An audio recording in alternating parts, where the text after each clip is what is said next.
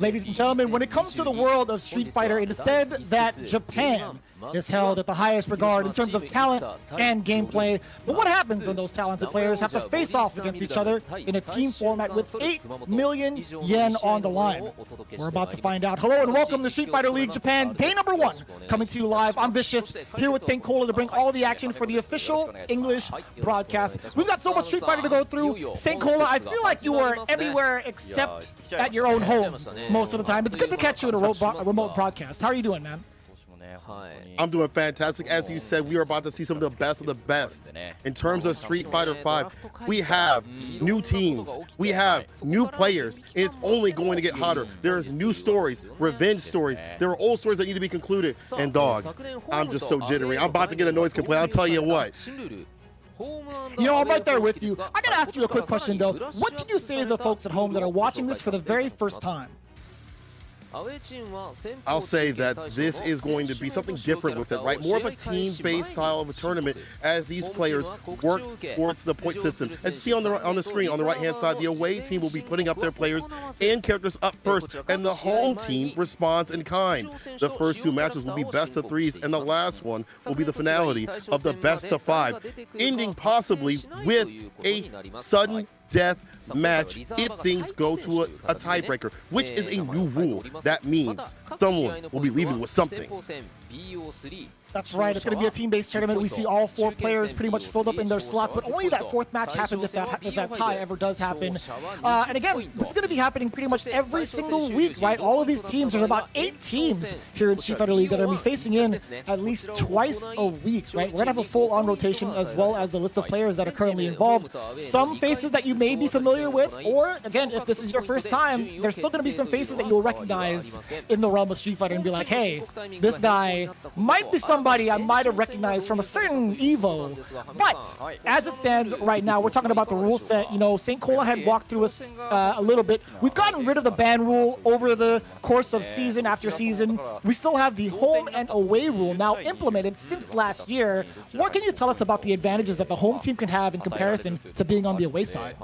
One of the great things about being on the home side is that you get to see what the away side does, right? If they pull up a matchup that maybe you might have trouble with, maybe somebody on your team can step in. So let's say, you know, there's a bad matchup that's coming up on the A side of things. You can put up something on the D side of things to make the matchup in terms of the player character or whatever it may be. So it gives them a pretty good advantage of knowing what they can do and possibly running a different strategy and changing things up on the fly.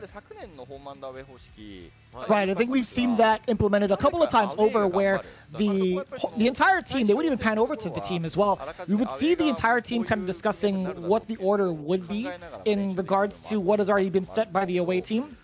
But there's also been plenty of instances where we've seen the away team still take down the opposition, right? Even though you have the team kind of set, it's still up to the players individually to figure out that matchup as, you know, going up against that opponent, right? Even though you have that advantage as the home team, it's not set in stone. You're just trying to give yourself the heightened advantage, if you will, being able to set that order based off of what's given to you, right? Exactly, and you know, that's the kind of the great thing about this team-based tournament is that you have strategy. It's not just 1v1, it's 4v4 and maybe in some cases 3v3. And again, some of this has come through with the tryout and the draft phase that they had previously. Just for a little bit of a tidbit, Dogra was one of the most hotly contested picks when it came to the draft section, and they had to run a big lotto. Hamako had did that previously, and he was like I think the highest one with 6 teams looking for him, and then 2 teams looking for Torimachi at the end. So, you know, this is the result. The teams that we have now are the result of that tryout, the draft phase, and everything coming through. And now we're having the home and away teams coming up on the deck. Vicious. What are they playing for?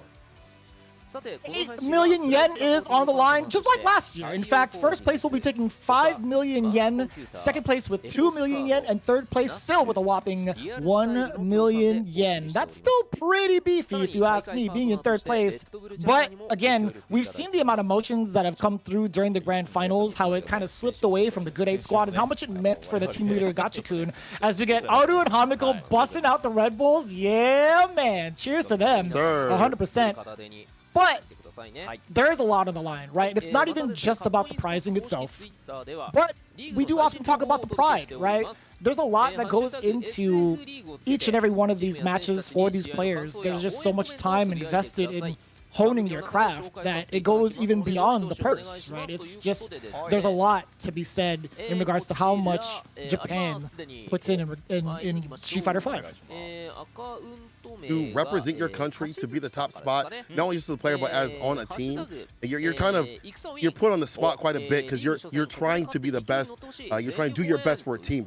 Other people are relying upon you. And remember that this is going to be the qualifier. The winning team is going to qualify to fight the US, to fight the EU, Street Fighter League Japan teams, or Street Fighter League teams that are happening concurrently at the same time. So they're not only playing for the prize, but they're playing for that spot to fight the other teams in other countries. Right, and as you can see from the current broadcast, right, Hiroshima Team Ikusa going up against Gyogun. One of the names that you've seen before, Gyogun, has had a pretty rocky start in the beginning of the 2021 season, ended up making it all the way into the playoffs in a very, very big upswing towards the latter half.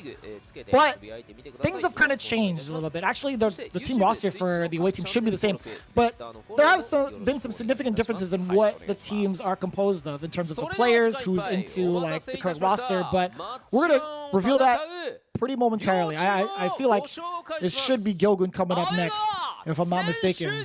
But I love it, man. I love it. Here we go. We get to talk about the away team.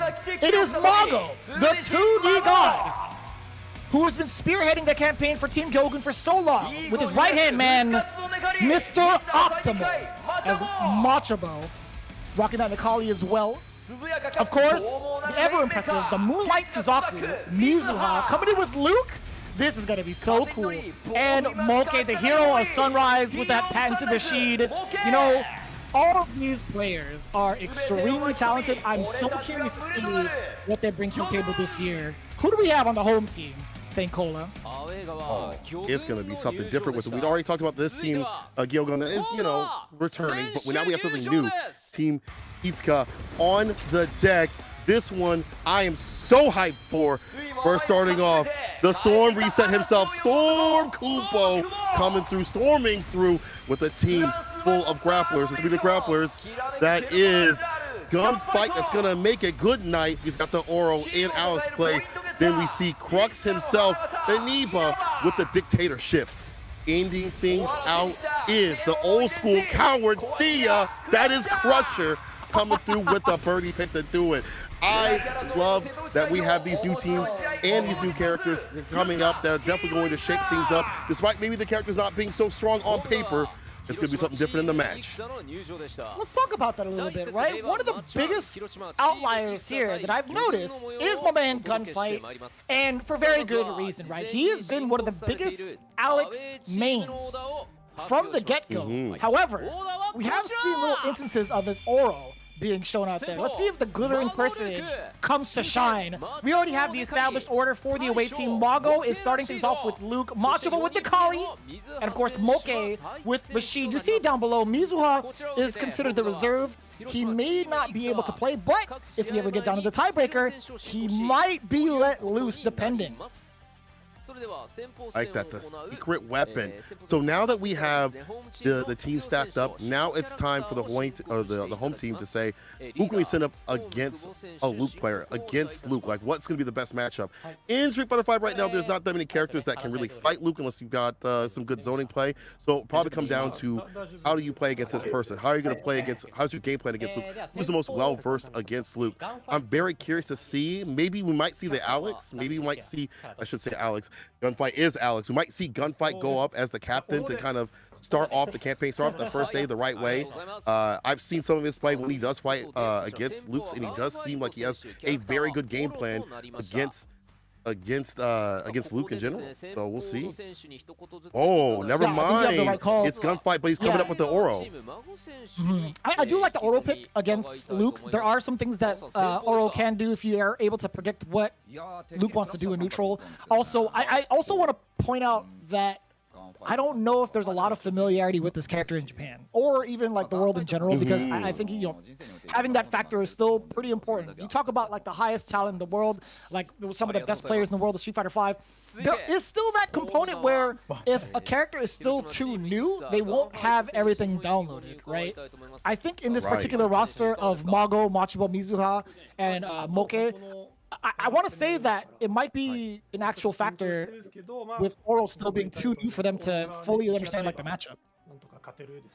That's actually a really good point. I mean, like there, as you point out, aren't that many Oro players. We got Brian F over in the US, and we have Cam the Cypher over in the EU, but overall, just in general, there are not a lot of Oro players to watch, to study, to play against, unless you're hitting up Gunfight, and I'm sure Gunfight is like, maybe I'll, you know, stay away from some battle launch play because I want to save some stuff for the tournament. And in the first of two, it's maybe easier to rob people to kind of get into them with that V-Trigger 2, the Tengu Stones, which is the best point of Oro. That is what you're playing for, the Tengu Stone robbery. We'll have to see if that comes to fruition, because there is Mago, the 2D god, who is no slouch with that loop play. He's maybe more aggressive than other loop players, a little more risky, but we've seen him come through in the clutch many times with this character. When it comes down to the tournament factor, I want to see. I want to see what happens in this team-based play, though. Yeah. Yeah. So we are going to get into our first match. Again, this is going to be 1 point coming in for the beginning of this set. It will be best of 3 all the way throughout, except for the finale, right? In round 3 between these two teams, it'll be best of 5. Pretty similar format as last season. Now talking about the matchup itself, Oro versus Luke, I still think, you know, as strong as Luke is, I think there's going to be not too many problems trying to take down Oro. Sure, Oro does have a couple of things to contest fireballs. He has a fireball himself, but it is a charge fireball. Also has a V-skill to get set up. It depends on which V-skill that Gunfight goes for. If you do have the right reads, you could use the chicken feet to get past fireballs as Oro. But again, you talked about the main component that Oro has, which is the V-trigger. I still think either way, like, it's going to be kind of tough getting out of the pressure that Luke can bring to you after just a couple of bad guesses. Absolutely, and Luke does not need V-trigger in most matchups. He can win without V-trigger. He is very stable without that component, so he can spin that for V-reversal, V-shift to stay away from danger, to keep safe and solid. And on neutral, just in general, in the neutral on the ground, he's fantastic. That medium punch button, the buffers off the crouching medium punch, buffer off the standing right kick, they're all fantastic components. And there are many whip punishable buttons from Oro. Crouching medium punch is one of them. And when you want to get close to use that last button of standing medium kick that is plus on block to really open up your opponent, you have to get in, and it's going to be hard because Oro overall is a very stubby character besides that crouching medium punch.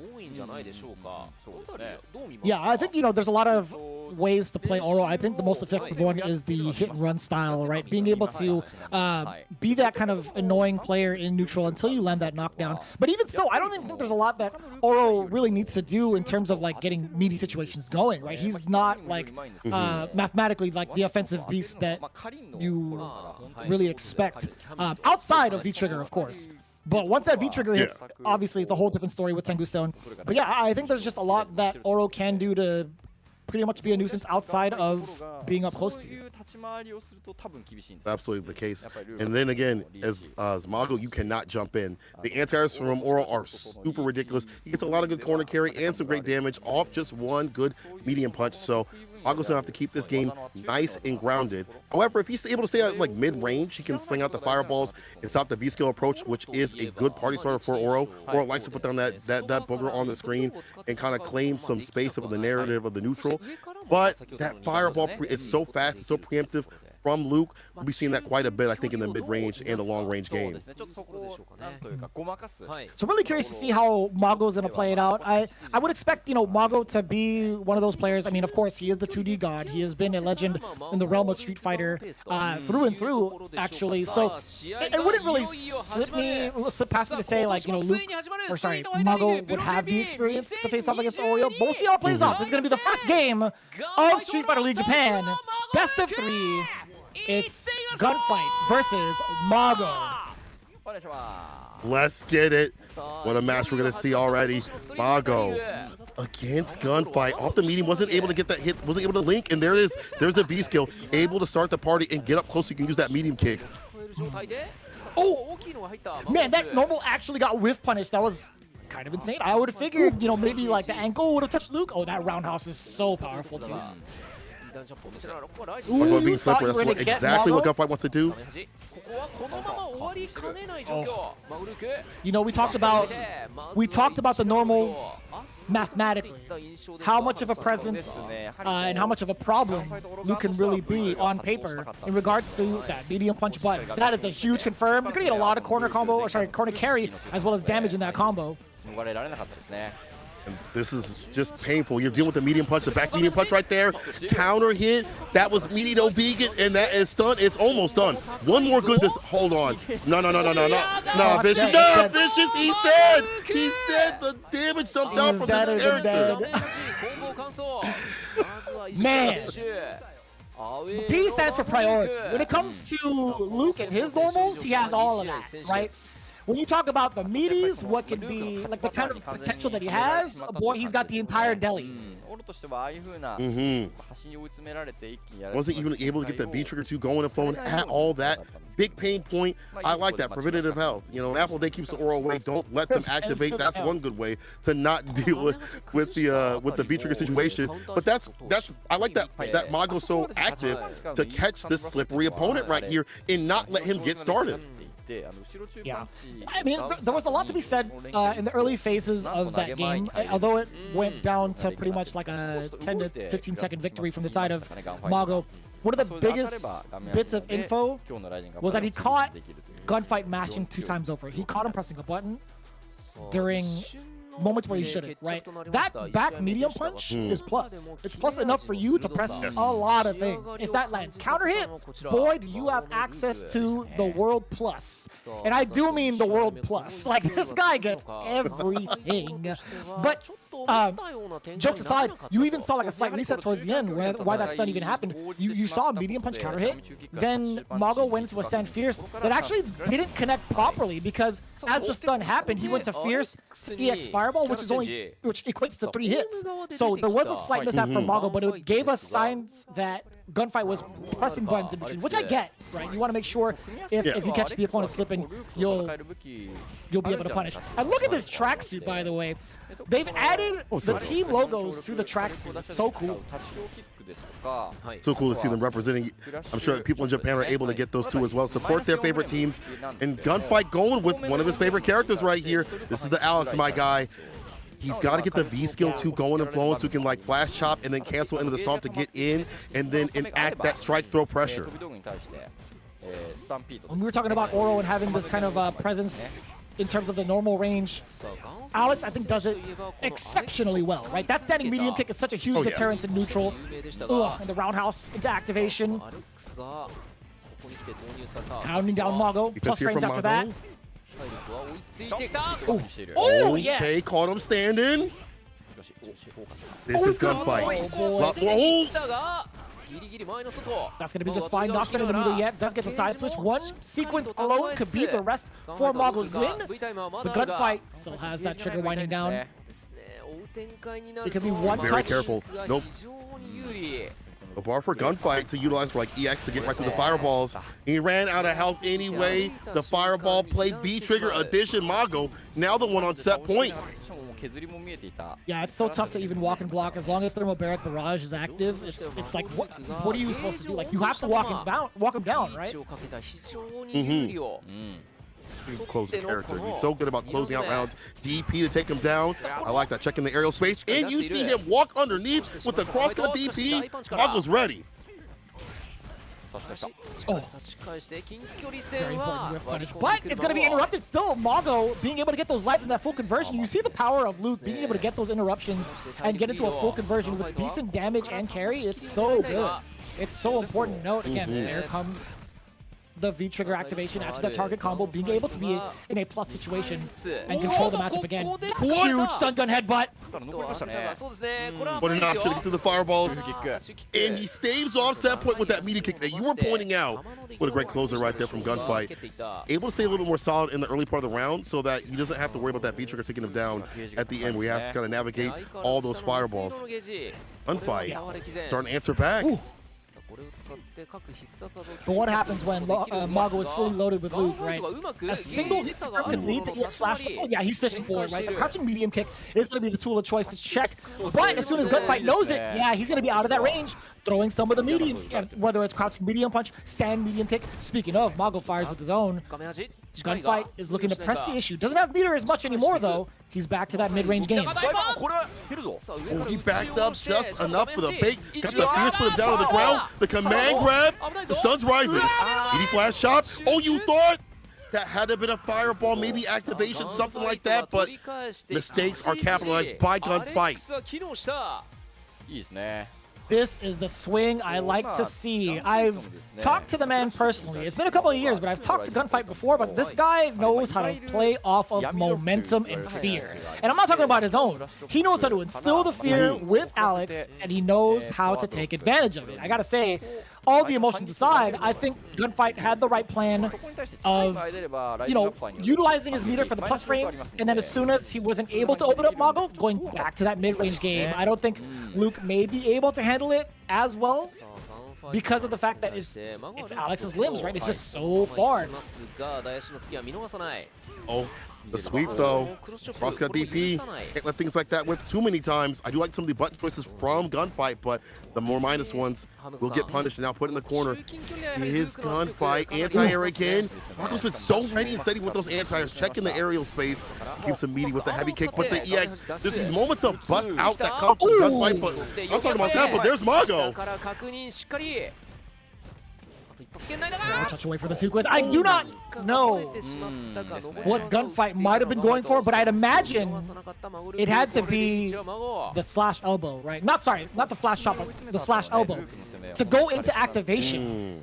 It must have been, it had to be like, you know, a severe execution error. It had to be elbow into activation. Gonna cost him and put Mago back on set point. That medium punch harassing, preemptively stopping the medium kick. The crosscut DP, the back throw. Back in the corner you go.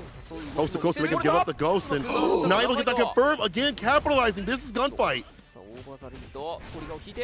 And I love him establishing the pace with that stand medium punch to instill the fear, right? He's forcing Mago to guess on these decisions. There's no way to guess correctly against someone like Gunfight. You have to stand your ground. But then again, if you do, you might get powerbombed. Oh, he went for it. He was so far. Maybe. But luckily not punished. So make the comeback. He's got a full bar butter to work with. He has to catch Mago standing to get that crouching kick into V-trigger too. Well, you know what to do. He's trying to set that up with the medium kick too as well, and the medium punch. The template of normals. Oh, that's totally fine for Gunfight. Trains afterwards. Yeah, Mago knew it. There's a medium kick activation. That's all she wrote. It's a critical art. This is a lot of damage. Can it stop the big boy? Not quite it. One more hit. Mago backing off. He knows it's a one-touch situation. You've got this V-trigger. It's such a good closer. It'll be so hard for Gunfight to come back from the brink. There's only 30 seconds on the clock. And the light punch cross up from Mago to seal it and steal it. Mago takes our very first game of Street Fighter League Japan in style. Man, that feels good to say. It feels really good to say. In comparison to what we saw last year with Team Gyogun, right? As Mago as the anchor, he fell short, and you could see what went through his mind during that post-game interview, but not today. It's the whole different season here for Japan, and Mago starts it off strong with a strong performance and with a very, very strong character. Kudos to Gunfight as well, though. I think there was just one mishap that he had right after the EX stomp had happened. Of course, it's going to be plus frames. I think there was a lot of information for Mago to download the read and backdash correctly. I think in terms of risk reward, going for that backdash wouldn't have led to as much damage. I don't think there was enough frames for Alex to get a stand medium punch counter hit to keep Luke grounded for a full combo. I think it would have caused an air reset. So I think Mago was banking on that regardless of that backdash, because yeah, it was either you take the throw and die, or you get into an air reset situation and reset the situation. Pretty much it. Just pretty much reset the situation. We see the stats on the other side. Look at those. I believe the beginning one is the anti-airs. 7 out of 7 and 1 out of 1 on the side of Mago.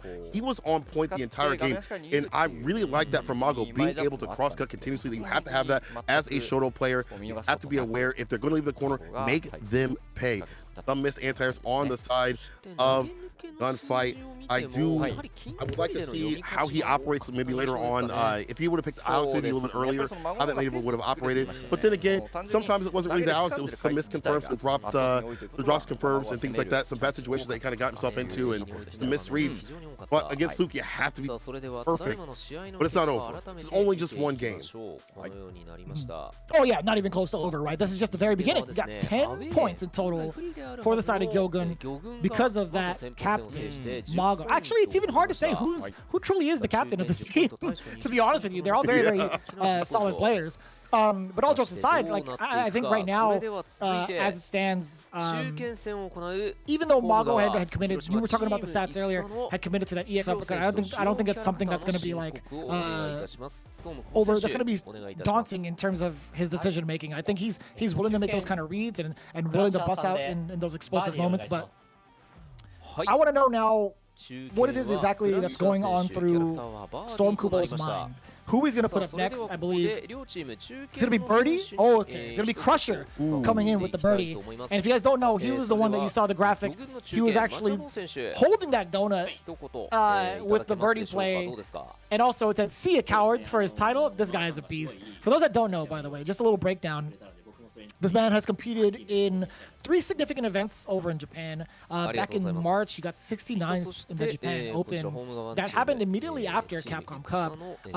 Then in May, he participated in the Red Bull 5G Fighting. 33rd with his teammate on the 20th. Then 9th on the 21st. Then, of course, tried out for Capcom Pro Tour for the CPT in Japan. Placed 49th. So, although his record may be a little shaky, his Birdie has still been pretty dominant online. I've watched him play. And what's funny is he teamed up with the #1 Birdie on CFN for that team tournament for Red Bull. It was pretty funny, yeah. Double Birdie. That's super sick. Also add a little bit to that, to your stats. Saw him at the World Warrior Tournament, and he went through what had to be one of the hardest runs. And I don't mean by player, I mean by character versus character. He took down 2 Sims to get to top 8. It almost took down Fudo. It was the final game at the very limit. So Crusher, put some respect on Buddy's name. He said that he practiced a lot for today, and he's hoping to show that. If it's anywhere near what he has showcased during the World Warrior Tournament, he is going to be a threat. But we cannot count out Machibo, the jumping god, the one who is blessed with the jump-ins that are very hard to anti-air. And with a character that's very hard to anti-air in general because they have such blessed jump-ins, jumping fears, dive kick, and going back to his main bay is the Nakali play with Machibo. I'm excited to see it, to be honest with you. I'd much rather see him commit to this character than switch off into Luke. I know he has a Luke. We did see the potential in the Kami, which has taken down a couple of matches as well. I mean, there was that moment we talked about in the previous season of 2021 where Machibo was on a losing streak. He was trying to get that first W, and he found it through ways of Nakali, right? He did play with Kami, wasn't too happy with his performance, but I'm thinking to myself, like, maybe if Machibo starts it off with Nakali, he'll be in great spirits, potentially getting that. Actually, win or lose, he'll still be in great spirits because Nakali is like his character. Yeah. And you can actually pick Nakali this season a lot. You know, he's been improved in some aspects. I think the meta has kind of shifted to also help him survive, and we've seen other Nakali players thrive too as well in various tournaments. Even at the Japan Open, there's quite a few Nakali players taking out top-level players. So I do think that Nakali is in a good spot, and Machibo being able to go back to a character that he's been playing for years after years, much like Crusher himself, will help him in gaining a victory. Because once you play the character for years after years, you start to understand nuances in matchups, even if they don't suit your character all the way, even if the matchup isn't in your favor, you know the nuances to stay alive, to fight a 6-4, understand that you feel comfortable. So I can't wait to see how comfortable he is here against this Bird player that is Crusher. want to know exactly how this plays out. This is a matchup that we rarely get to see nowadays. Like, quite honestly, I haven't seen a birdie in a very, very long time outside of Men-RD, and I also haven't seen a Nikali since, I don't even know. Like, the last time I saw a Nikali on stream was probably at EVO via Sherry Genix. Yeah. That would probably be the soonest, right? And then way before that was like the Japan Open had a few Nakalis that were kind of working in Japan, but that's a very rare character. So is Birdie. Like, we have Mags over in the US, and then Veggie as well, but these two are champions of the character. Let's see who's going to take it between them. I got to imagine Nikali having such a faster V-skill this time is going to be really hard for Birdie to deal with the inact more of the V-skills of their own. So that's why we see the bubble yum, tons of fun. Have a little for knockdowns if you're Birdie. Get that going and flowing. And we haven't seen that V-skill usage in a very, very long time, and even when it's picked, it's still like not very much used. I'm not gonna lie to you. You would pretty much only execute it off of a knockdown, but for the most part, okay, I was gonna say there's a lot of damage coming in from the side of Macho, but it built up into this trigger for Crusher to utilize. Now gets to walk him down. You see how reluctant Macho is to throw out some of these V-skills. Don't want to get hit. EX, finding position, no. Nice answer. He walked back to get that right space in his place in the command grab, and he walked to the corner. This is where Birdie really is able to work until. Ooh, you talk about that jump in being very difficult to contest. A little reluctancy from Crusher's side to get an anti-air. That the with punish against the V-skill. Don't get command grab. I love the bust out immediately after the potential tick throw. Got him there. Dash in, EX, command grab. Jumped up the kill. One touch with the instant overhead, of course. Machobo able to take it from the brink. That would have been a very tough call to even try to defend against, right? You have like the low to contest. You have an overhead. You have a command grab as well. Somebody off. Oh, yes. Command grab, EXTP again from Macho. The bust out does not want to be up in the corner. It makes sense. Birdie has some great corner pressure, but he does not want to be cornered. That's not safe. And Macho with the block, the bait, the stun. He's going to get this done. What's the post stun fun? V-skill going to build up some of that V-bar. Reset, goes for the throw. One more hit will do it, and the meaty. You see Crusher try to press the button with a counter hit appearing on the screen, but Machobo stays clean and takes that dominantly. That's the kind of pressure I like to see from Machobo, right? Having a ton of these mix-ups as well. You see how how relentless he was with the low forward pressure, checking the movement every time, going into the stomps. It was like 2 times over, then chased down Crusher with a forward dash in anticipation for Crusher's movement. That has been so well played so far from Machobo. Very smart stuff. And he understands, I got to get Birdie to the corner immediately to make this character suffer. Doesn't have a 3-frame, doesn't have a real DP. Armor options all get beat with a throw. But here's Crusher fighting back to the mid-screen. Oh, the neutral jump doesn't matter. 3-piece, able to activate just fine. Raw activation. I think Crusher was trying to get something out of that. Maybe try to get a chain and catch something from Machobo. But as it stands right now, Machobo, he's on the prowl, right? He is at the deficit. That V-skill does land, checking the movement immediately, but now Crusher is still harassing with this low normal. Or excuse me, crouching jab, and then low medium kicks ever so often. You see him set us up in the medium kick every so often, not letting the tip of his normals be read. EX for the corner push, but I still feel like Machobo is so solid. EX with the command grab. Once again, the decision making in terms of defense has been so great for Machobo. Rotating the defensive options perfectly. The super, you're dead. What's wild about this is Crusher exercised that option 2 times over of doing a crouch jab and then to a normal and then crouch jab into a command grab. Whatever happens after the crouch jab or the crouching jab, Machobo has contested against it every single time, right? Whether it be an uppercut and this time it jumped back. As Crusher, you got to think to yourself, it's like, all right, well, this guy is going to wait for my initial normal. I don't even think he's going to get another chance to even get in that situation again with the way this looks. A command grab will do it. The back dash. EX goes for the V reversal. Machobo with that one touch, one hit will kill. He's doing the non-committal moves in the anti-air there. The trade more than in favor for Machobo as he takes it clean once again. Easy win. The side of Gilgun. And you highlighted this big factor that Nikali has against some of the other characters in the roster, how the jump and normals can be very difficult to contest, right? It makes it even harder when your character is a lot bigger, right? There are very much so factors of taller characters being in the way of some of these normals. Again, it's like reducing the character's jump in arc by like nearly 40 to 50%, right? Anybody with a very deep jump heavy punch like that could be a big problem. And we've seen how much of a problem it was. And also being able to change your trajectory, right? Like how many dive kicks did we see from Machibo? Not too many, but it was enough to keep Crusher guessing, right? It was enough for him to reconsider his options on anti-airs. You also have to realize that Birdie has to go for crouch fears. You know, crouching medium punch does work at some right spacings, but it's so difficult to make it picture perfect. And all those jump ins, all it takes is one good one to get it done in terms of damage. You know, you have to be predictive with the crouch fierce, and it's so slow. So when it comes to anti-air options, they get blown up, and it just seems like a really difficult matchup for Birdie. Machibo taking that with style. You see the comfortability that he has with that character, especially the corner pressure and the reads that he had to, baiting out V shifts or backdashes with the jabs. Nothing super committal that had a low amount of lag time. Staying fine to Machibo. Points on the board. It's up to the anchor position to get the job done. Yeah, just talking about Machibo as well, layering down the offensive options that he's had. Like as soon as the knockdown has happened in the corner, we've talked about how infamous he is when it comes to getting those command grabs going. As we take a look at the current stats, right, the anti-air is pretty much really, really hard to contest against.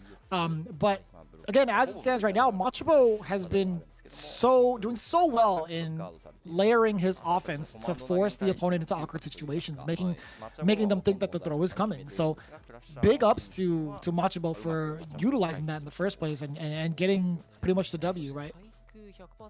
Fantastic job right there.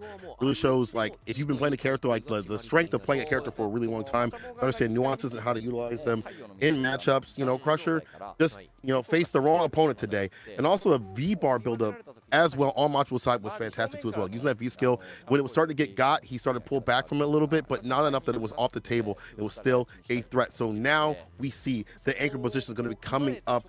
I am curious to see if Inaba is going to come up on the deck with that Bison play. He has been maybe one of the Bison players that people don't really get to talk about too often. They don't enter at tournaments as often. Like maybe you see Obi Hart more, or the likes of, if you go across the seas, Problem X and you know, Dr. African, or I guess if you stay in Japan, there's Dokura. So it's going to go up against Moki. I think Bison would be a fantastic pick against Rashid. You know, I've actually been able to take a look at the stats, although it may not really tell the tale of how great of a player Inaba really is. I do like to highlight the fact that he's given Daigo and Bonchan some significant problems on CFN, just looking at his current record throughout the years, right? In 2021 as well as 2022, this Bison has been polished and sharpened at the same time to put himself in these positions and even get picked for this team, right? There's got to be a significant reason, but we'll see if it's going to be Inaba. Oh, it is. Okay. Storm Kubo is going to be putting himself in the reserve spot. It kind of makes sense, because if you're Storm Kubo, you're probably going to be running the grappler picks like Abigail, Alex, and against Rashid, it's going to be difficult to do. I think Bison can deal with Rashid very well, especially this season. This character has enhanced V-Trigger 1 that's been buffed up. The neutral of the character is fantastic. There's a low amount of matches that Bison actually has problems with. I'm sorry, Dictator, I should say. And talking about Inaba as a player, just in general, watching him fight Daigo, he's really good about utilizing V skill, preemptive hell attack. So he's going to be on the prowl to looking for these jump-in situations. Yeah, just a little tidbit there. We talk about Bison, we talk about Dictator, we talk about Vega as well. Pretty much all the same name in Japan. As you may or may not know, if this is your first time watching this, you know, Vega, aka Dictator, we call him that because he's also Bison in America. You'll see that significant change if you ever get to get your hands on both copies of the game, or even if, you know, not really the copies, but the region of like those PlayStations or whatever PC. But you can literally just watch it on CFN and watch these guys play and like, oh, the names are different. Why does it say Vega? But it's a little fun fact. But as it stands right now, there's a lot of prep that goes into these team tournaments, right? There's so many different variations of teams that could happen, especially with like having to go through 4 different players, and that's a lot of practice. So when it comes to these players and what they've talked about, you know, most of the time they will say, you know, we've prepped a lot today. there's a lot that really goes into that, and we want to see more Street Fighter games. Like we don't want to see full-on blowouts, because as it stands right now, right, Gunfight had been down 1-2, and then Crusher is down 0-2. I want to see what type of practice goes in to some of these meetings with these teams. I want to know what he has in store specifically for Moke's Rashid. See if that practice can come to fruition to save the team. He just said he wants to save the team, and it's on him to get the win, to at least force this to that sudden death match where they can at least come back. But it's going to be a tall tale, because it's going to be Moke, who is so strong with the Rashid, like one of those Rashid players that's done a lot of work throughout the years, but I feel like just never really gets the credit, because you have Gachikun that is out there, you have the birds, so it's difficult to always give him the credit that he deserves, but he is definitely putting a lot of work, and he'll definitely be ready and say to fight someone like Inaba. Yeah, I mean, most of the time, right, we've talked about Moke in the early phases of Street Fighter V, but when it comes to like stuff like CPT and even World Warrior, he's just shy of like top 8 most of the time, whether it be top 16 or top 8s. True. Here's the EX, the hard knockdown, hold this, medium punch, the back away though. Flip outs are so important against Bison. You definitely want to not have to hold pressure, so sometimes you want to alter by just going for the backdash. But that may be a hard read with the down for Fierce, or Fierce right there. And Naba puts him in the corner. Oh, this is ever so important, right? We talk about how good Rashid is in the corner. Yeah, there's also a time to get maybe a V-trigger activation. There it is. Oh, if he had called out, if he did not commit to the wall jump, I think he would have been able to punish Bison on the way down with a full-on cross-up. That could have been Moke's game. You saw it on the webcam as well, on the player cam. He shook his head. He's like, damn, I actually could have had that. You get one. Everybody gets one. Naba, try to put him in the corner. The dash up gets the throw. Sir. Yeah, this is the mid-range game. You talked about how great Bison's normals are. Great check on the low-medium kick. Stopping the advancement. Or at least, Moke was just within range of that. Either way. He tricked too. I like this. Being able to play the neutral a lot better and a lot more damage, but the only damage that's coming through is from Bison. Blast in the corner. Ooh, good tech on the dash tech or dash throw. JB not getting burglarized right here is Inaba. Oh. And I love that answer. Yeah, every time we see a whirlwind shot, best believe we're going to see Bisons, if they have meter, utilize that head stomp because of the invulnerability of projectiles. EX reversal immediately. Inaba with the EX right through the fireball to make him fall. You called it. You called it. We literally just talked about that strategy, and guess what? Inaba taking full advantage of it, striking first blood in the matchup. That's that is game number 1 in Inaba's favor, trying to put his team on his back. I do see something that Inaba hasn't done, but he's like getting ready to do. I see him buffering the neutral a little bit to, when there's like a cross-up situation, possibly go for an EX Inferno to catch some of these jump-ins, cross-up situations, because it is kind of hard to enter unless you predicted with like the hell attack, the air-to-air. The crouch fierce is a little bit slow, so you can go for EX Inferno if you have the bar. Yes. And I saw him kind of buffering for that. Let's see if he's able to get it out, because right now he's going right to the corner, left side of the screen. And I love the coverage from Moke. Just pretty much taking... Oh, so genius. Taking care of all of the defensive options that Inaba has. Man, he's got me tongue-tied as well. Everywhere. That challenge on the dash in. Counter hit situation. Eagle spike. About to be a good night. The throw. And this is where Rashid works. To hold so much pressure. Inaba's got to find a way out. He's looking for the activation, but Moke is not going to give it to him easy. Right neutral jump that slide. If it comes through, you got to pick the right time. Man, how many times has he gone through that whirlwind shot? I think Moke was willing to have that happen just because he doesn't want Bison to have any sort of meter for a comeback. But trigger is still a problem. The bomb has been planted. Does he have the kit to defuse? Or the defense, I should say. Ooh. Oh boy, he does. It's hard knockdown. You have to hold this pressure. The EXTP is not as strong as it was last season. Down for Fierce V reversal. He's out of there. But Inaba with the chase down. The crouch Fierce connects into the EX. And Moke able to keep up with Inaba. But look at how down to the wire it is in this match. It almost went down to Inaba, actually. When we saw that comeback happen, in that last instance of offense, he was draining so much of Moke's life off of chip damage and gray life.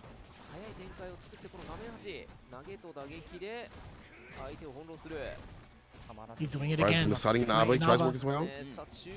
That's what I'm talking about. Yeah, gets the knockdown at EX scissor kick and applying this pressure. Checking the movement as well, right? He's throwing in a couple of lights, peppering in a low medium kick ever so often to make sure that that Moke sits still. Inaba just choosing not to go for the EX Inferno for the entire. Wants to go for the EX scissor kick. No bait on the throw, the backup situation, semi situation. Man, I still can't believe he got a full punish on that V reversal, by the way. That was actually super sick. He was still within range to get a standing heavy punch. Around the world. Off the bottom for Inaba. He's the dash in. Not checked by Moke. You gotta check the dash. As soon as you see the purple flash, you gotta check the dash. It's easier said than done against a player so strong like Inaba. Oh, he tried to dash in. What happened? Inaba still gets opened up. This should be more than enough damage.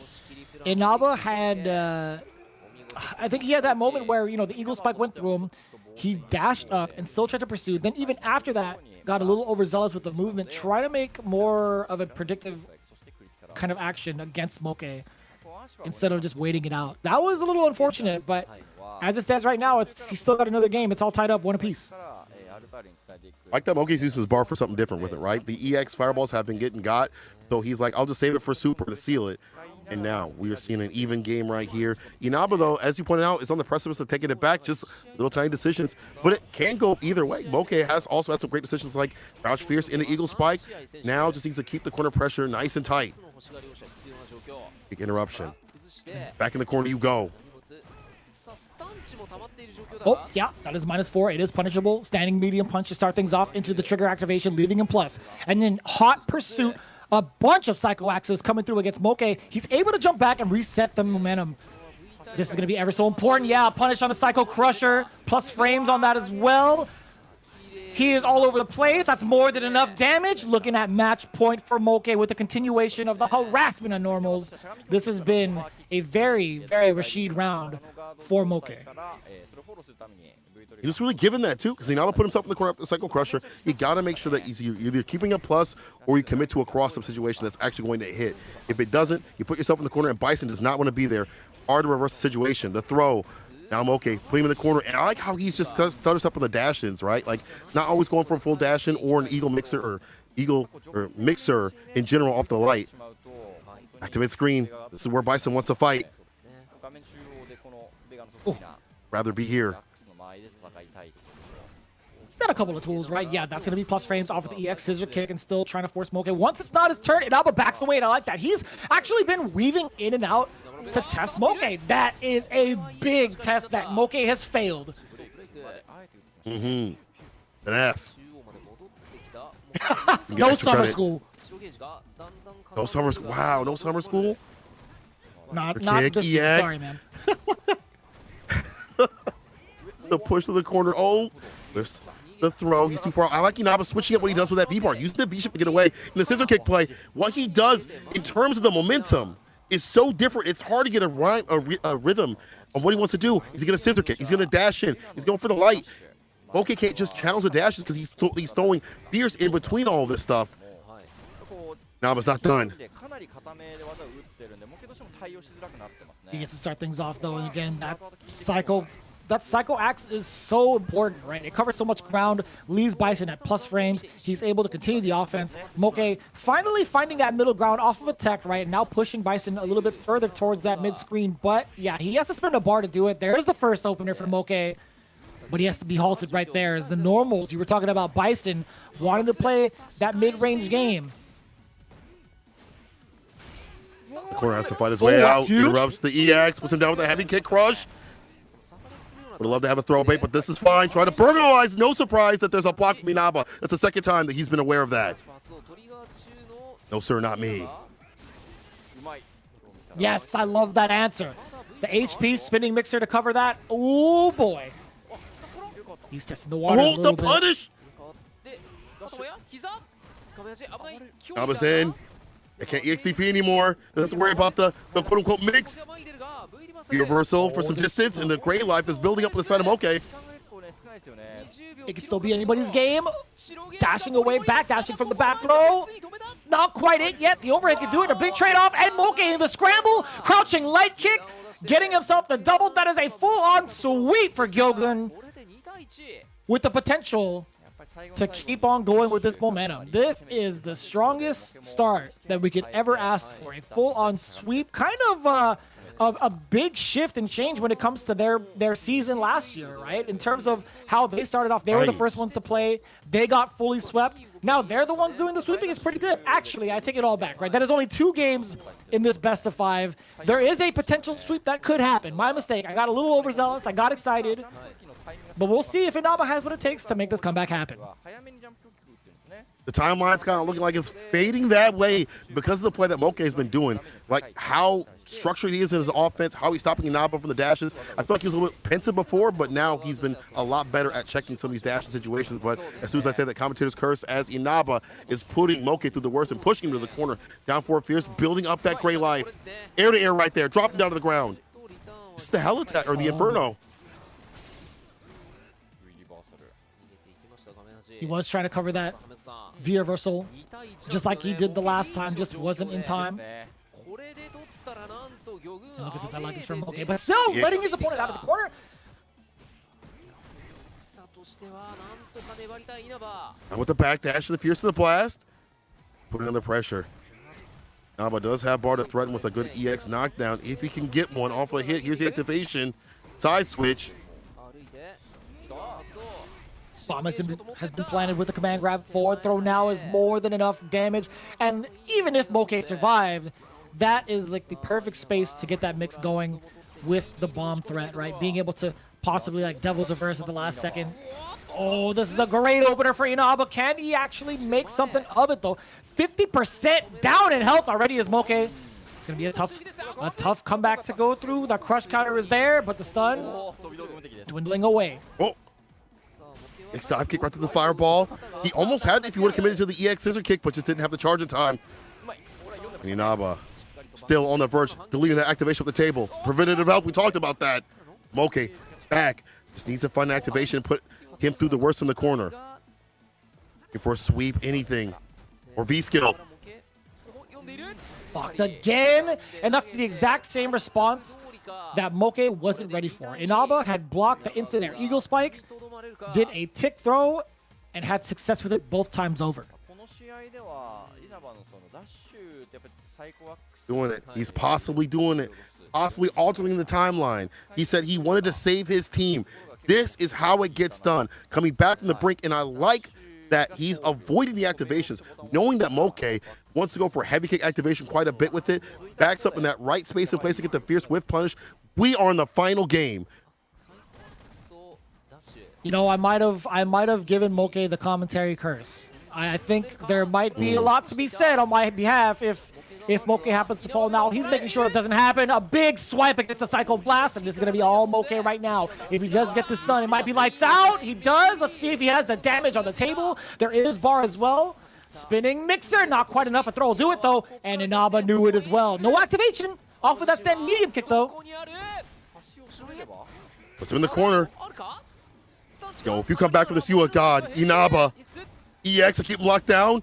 Waiting for a DP possibly. Here's the activation though from Moke. In the side switch. EX dive kick. Vicious. Oh my Lord, that was disgusting.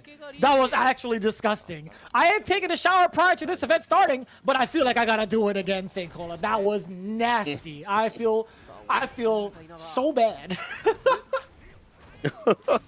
My bad. Moke feels so good right now because he's on set point.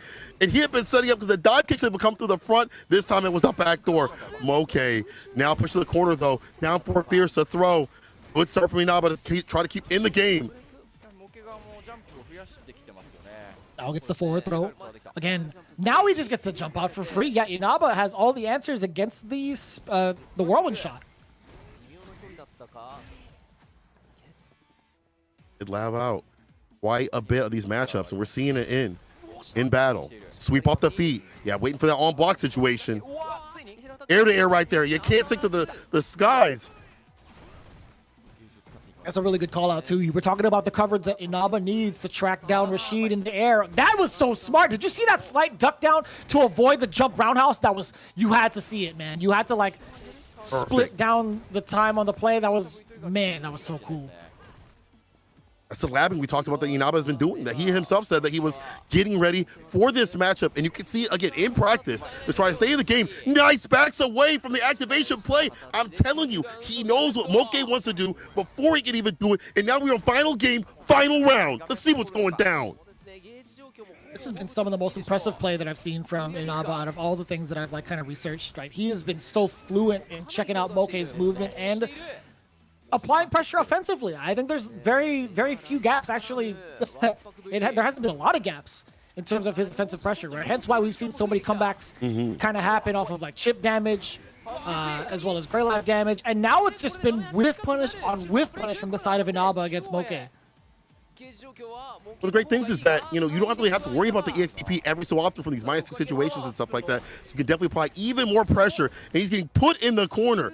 This might be the end for Moke. He's going to have to come back from the brink. Here's the activation. This could be the party starter. Almost fell to the fireball. EX connects. One more touch.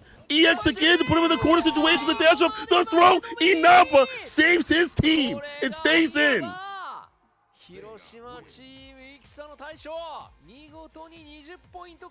Although there's you could see the expression from Moke, but at the same time, I gotta say from Inaba, that was extremely impressive in terms of everything that he wanted to do against Moke's Rashid. Like we talked about the amount of work Inaba's put in to prepare for this particular matchup. You can see the classic chin scratch, chin rub from the side of Moke. He's like, man, I got kind of worked a little bit. One of those, I should have won that one. Dang, like run that back. But there's not going to be a run back, but there will be a final death game, a best of one. This is the death battle right here. Only one to get it done. All right, so now we get to possibly bring one of the players from the reserves into to fight it out. That's another layer of strategy, right? You have the fourth player that's kind of waiting in the wings, possibly to come up and fight in the death battle. And I didn't think we were going to see it this early, Vish. Some will be real. Yeah, this is something we got to talk about a little bit, right? In addition to the current rules of Street Fighter League Japan, right? We talked about the home team and the away team being utilized. No more ban system in place. But we've added something fresh, right? This is going to be the one to break all of the tiebreakers that could potentially happen by adding this extra game. And in regards to the extra game, we did talk about the reserves in place, right? Mizuha from the side of Gilman being the reserve, Storm Kubo being the reserve for Team Ikuza. They are allowed to play now, by the way. Anybody could put, or either team could put anybody up at this point to play in this first one. I honestly think if I think personally Mizuha should go up. We see how strong the Cody pick is, the Luke pick is, in terms of or other players, and obviously in other tournaments and stuff like that. That is probably a very easy person to put up. Not that the other people didn't do work on Gyogun, but maybe it's time to see Mizuha step up to the bat and finish the job. And in a 1-to-1, both those characters do very well. Here's my line of thinking. I do agree with that, but here's one that may be, a little bit of a tactical decision making in terms of the long run. I would say keep Mizuha under wraps. Don't even show off the secret weapon. Right, we've seen how powerful Cody has become this season. I would say don't even give out that information. I would say put up the person who had the strongest performance and put Macho Bo back in. Or, if you really want to show out, put Mago back in with Karen. That would be like the emotional damage. That's actually kind of some, that's some emotional damage right there. There's layers to this. Like that being a team tournament, being what it is, like there are layers to this. Like imagine the smack talk that would happen after, and they do talk. These players do talk. Obviously, it's they're all homies and stuff like that, and they're in the game and stuff like that. They keep it in the game. But like imagine like I beat you with a nerfed character. What about Karin Kazuki? What about Karen Kazuki? It's not like that anymore. I beat you with a nerfed character, but we'll see. It looks like the away team is going to set up Macho. So one of your picks was actually correct. You know, I guessed it, right? I mean, it makes sense to put their strongest performer up again, but it also makes sense slightly to be like, you know, we want to, like, if Mizuha doesn't have to play, then we don't have to show that card off, right? I think, like, it'd be just fine for him to, like, take the day off. You know, if you're not going to be utilized for certain matchups, take the day off, man. I think Machibo's got it under control. If Machibo calls in sick, that's when you're like, all right, man, I got you. But as it stands right now, Machibo has been, I think between you and I, Sincola, I think we could regard him as the strongest player on the team right now in the performance, right? He went 2-0 in comparison to everybody who's got a W, right? Mago went 2-1. Moke went 2-3, right? So I think it makes sense to put Machibo up. 100%. I agree with that. And the way that he was so confident with his play, so confident with that character, I put him up, even if the matchup may not be so favorable. Like, let's say they put up Inaba again, right? Like, and Bison beats the Kali. I think that he is so strong right now, so warmed up and so comfortable in his play that it may not even matter, to be honest. But I want to prophesize no demise. It looks like Gunfight is going to go up with Oro to seal the deal. Word. Wow. This is pretty sick. This is nasty. This is something I didn't expect at all, actually. I would have thought maybe Storm Kubo would have wanted to step up to the plate, but do you think it's a bit of hazing? He's like, you know, we want to put this man to the test. We want to see what this Oro is all about. I kind of do. I also think it's like Gunfight himself is probably like hot as heck. Like, hey, I should have won that.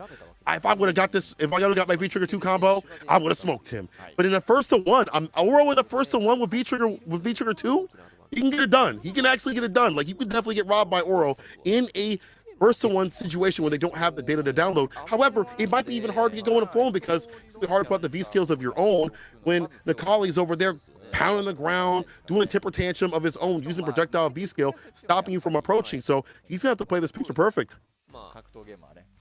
I think one of the coolest things that Oro has in his arsenal, this is going to be kind of weird for me to say, is his double jump. Being able to fake players out from, you know, uppercut traps. We talked about the patented uppercut traps in like a handful of streams, whether it be CPT or even like casual streams.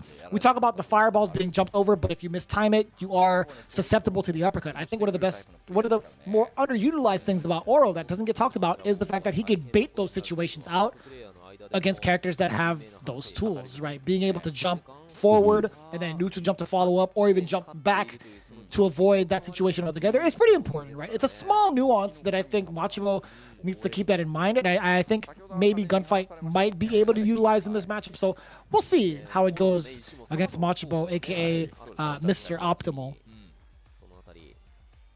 Definitely. I also want to see how the anti situation operates between both the characters, because you have Oro who has fantastic anti-airs. However, the jumping situation we talked about before, being able to switch it up with the dive kick, with a jump fierce, and different options. Even jumping medium kick is kind of dangerous in some areas too as well. Like, I'm curious to see how that's going to operate against Oro's medium punch. Like, is that going to beat out a lot of options when it comes to Nikali? Because there's a lot of reward in store for Oro if he can get that off, but maybe it might be too deep in, like a jump heavy punch from Ken, like stuff like that. So we'll have to see. This is a matchup again that is we don't get to see often because both characters are very rare, but you're getting it here at Street Fighter League Japan. Yeah, I think when you talk about the anti-airs when it comes to Oro, like, one, he's a mid-sized to small character, I feel like. But his anti-airs are pretty good. I think standing medium punch is a pretty good anti-air. From further out, like if he does like maybe a jump dive kick, he'll probably do like a crouching heavy punch, but he also has an uppercut of his own, right? Oro does have a charge uppercut, but it is in fact a charge uppercut, so it could be a big problem. But I want to say, like, maybe Oro can contest the airborne approach a little bit better than most, but we'll see. I might be completely wrong, just based off of like the very short amount of knowledge that we actually get in terms of like researching this character outside of Brian F, because I could watch him all day. But, you know, fact of the matter is, it really depends on the player. I think, you know, as good as Oro's standing medium punch is, we'll see how effective it is, or even if it has to be used against someone like Machibo. We'll check out how the ground game goes. We'll see how these two players go. It's going to be the sudden death match, first to one Gunfight versus Machibo. Here we go. the class of the SBO, baby. Let's go. V-skill already getting the round start. And there's that jump that you talked about. This time just to avoid the V-skill fireball. But still, you won't be caught up in the corner. Both characters want to be in that range. They're both close-range fighters because they don't have that much range besides like crouching medium kick for Nikali. You don't get much off of it, though. Oh. Hey, yo, narrowly avoiding that crouching medium kick, just at the right place at the right time. Machibo now gets to enforce his point, enforce his offense in the corner. He's gonna do it again. EX uppercut coming in. Tengu Stone activation. What an excellent time to V reversal. Block on the overhead. Hold this. Ooh, trying to put him in a shimmy situation. The throw, you have to hold these throws. Don't want to get opened up. This defense from Machibo. Excellent defense. They just want to block it out. It's gone. Tengu Stones are offline. Oh, how much of an extension does he get off of this? Uppercut again? Not quite enough. Oh, he pressed the Wake button. up, Super! He hella pressed the button. Oh, the critical line and the audacity. I cannot believe it. Yo, Machibo is just built different. As much as I don't like to meme, I gotta say, that was such a gutsy call. The audacity of this Nikali, my friend. With the heavy kick in the punish situation right here. I like that from Machibo. You put on the table. It's a 1-1. Data may not even matter. That's a valid point, yeah. Crouch mini kick. Play as raw as you can. Oh, that's going to be huge. Set up the Yagodama. EX uppercut from the side of Machibo. Again, no fear, but this is going to be a lot of damage. And corner carry. Dash up. Watch out now. EX uppercut from Gunfight. He's not scared either. Are they swinging out here? Try to get the V-skill going. EX fireball to lock him down. Now it's time for the activation to take him down. How's your defense, Machibo? Side switch blocks it out. Bites on the shimmy. Gets opened up.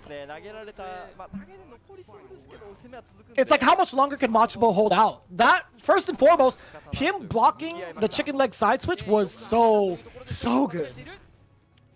But everyone falls to Tengu Stones, and now we're in the final round. At the very end, addition corner carry, stuns rising. HTP again from Machibo. He's won a bust out every single time. Gunfight needs to bait these out.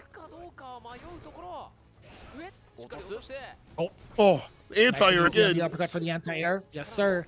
Mr. Optimal does get the big throw bait.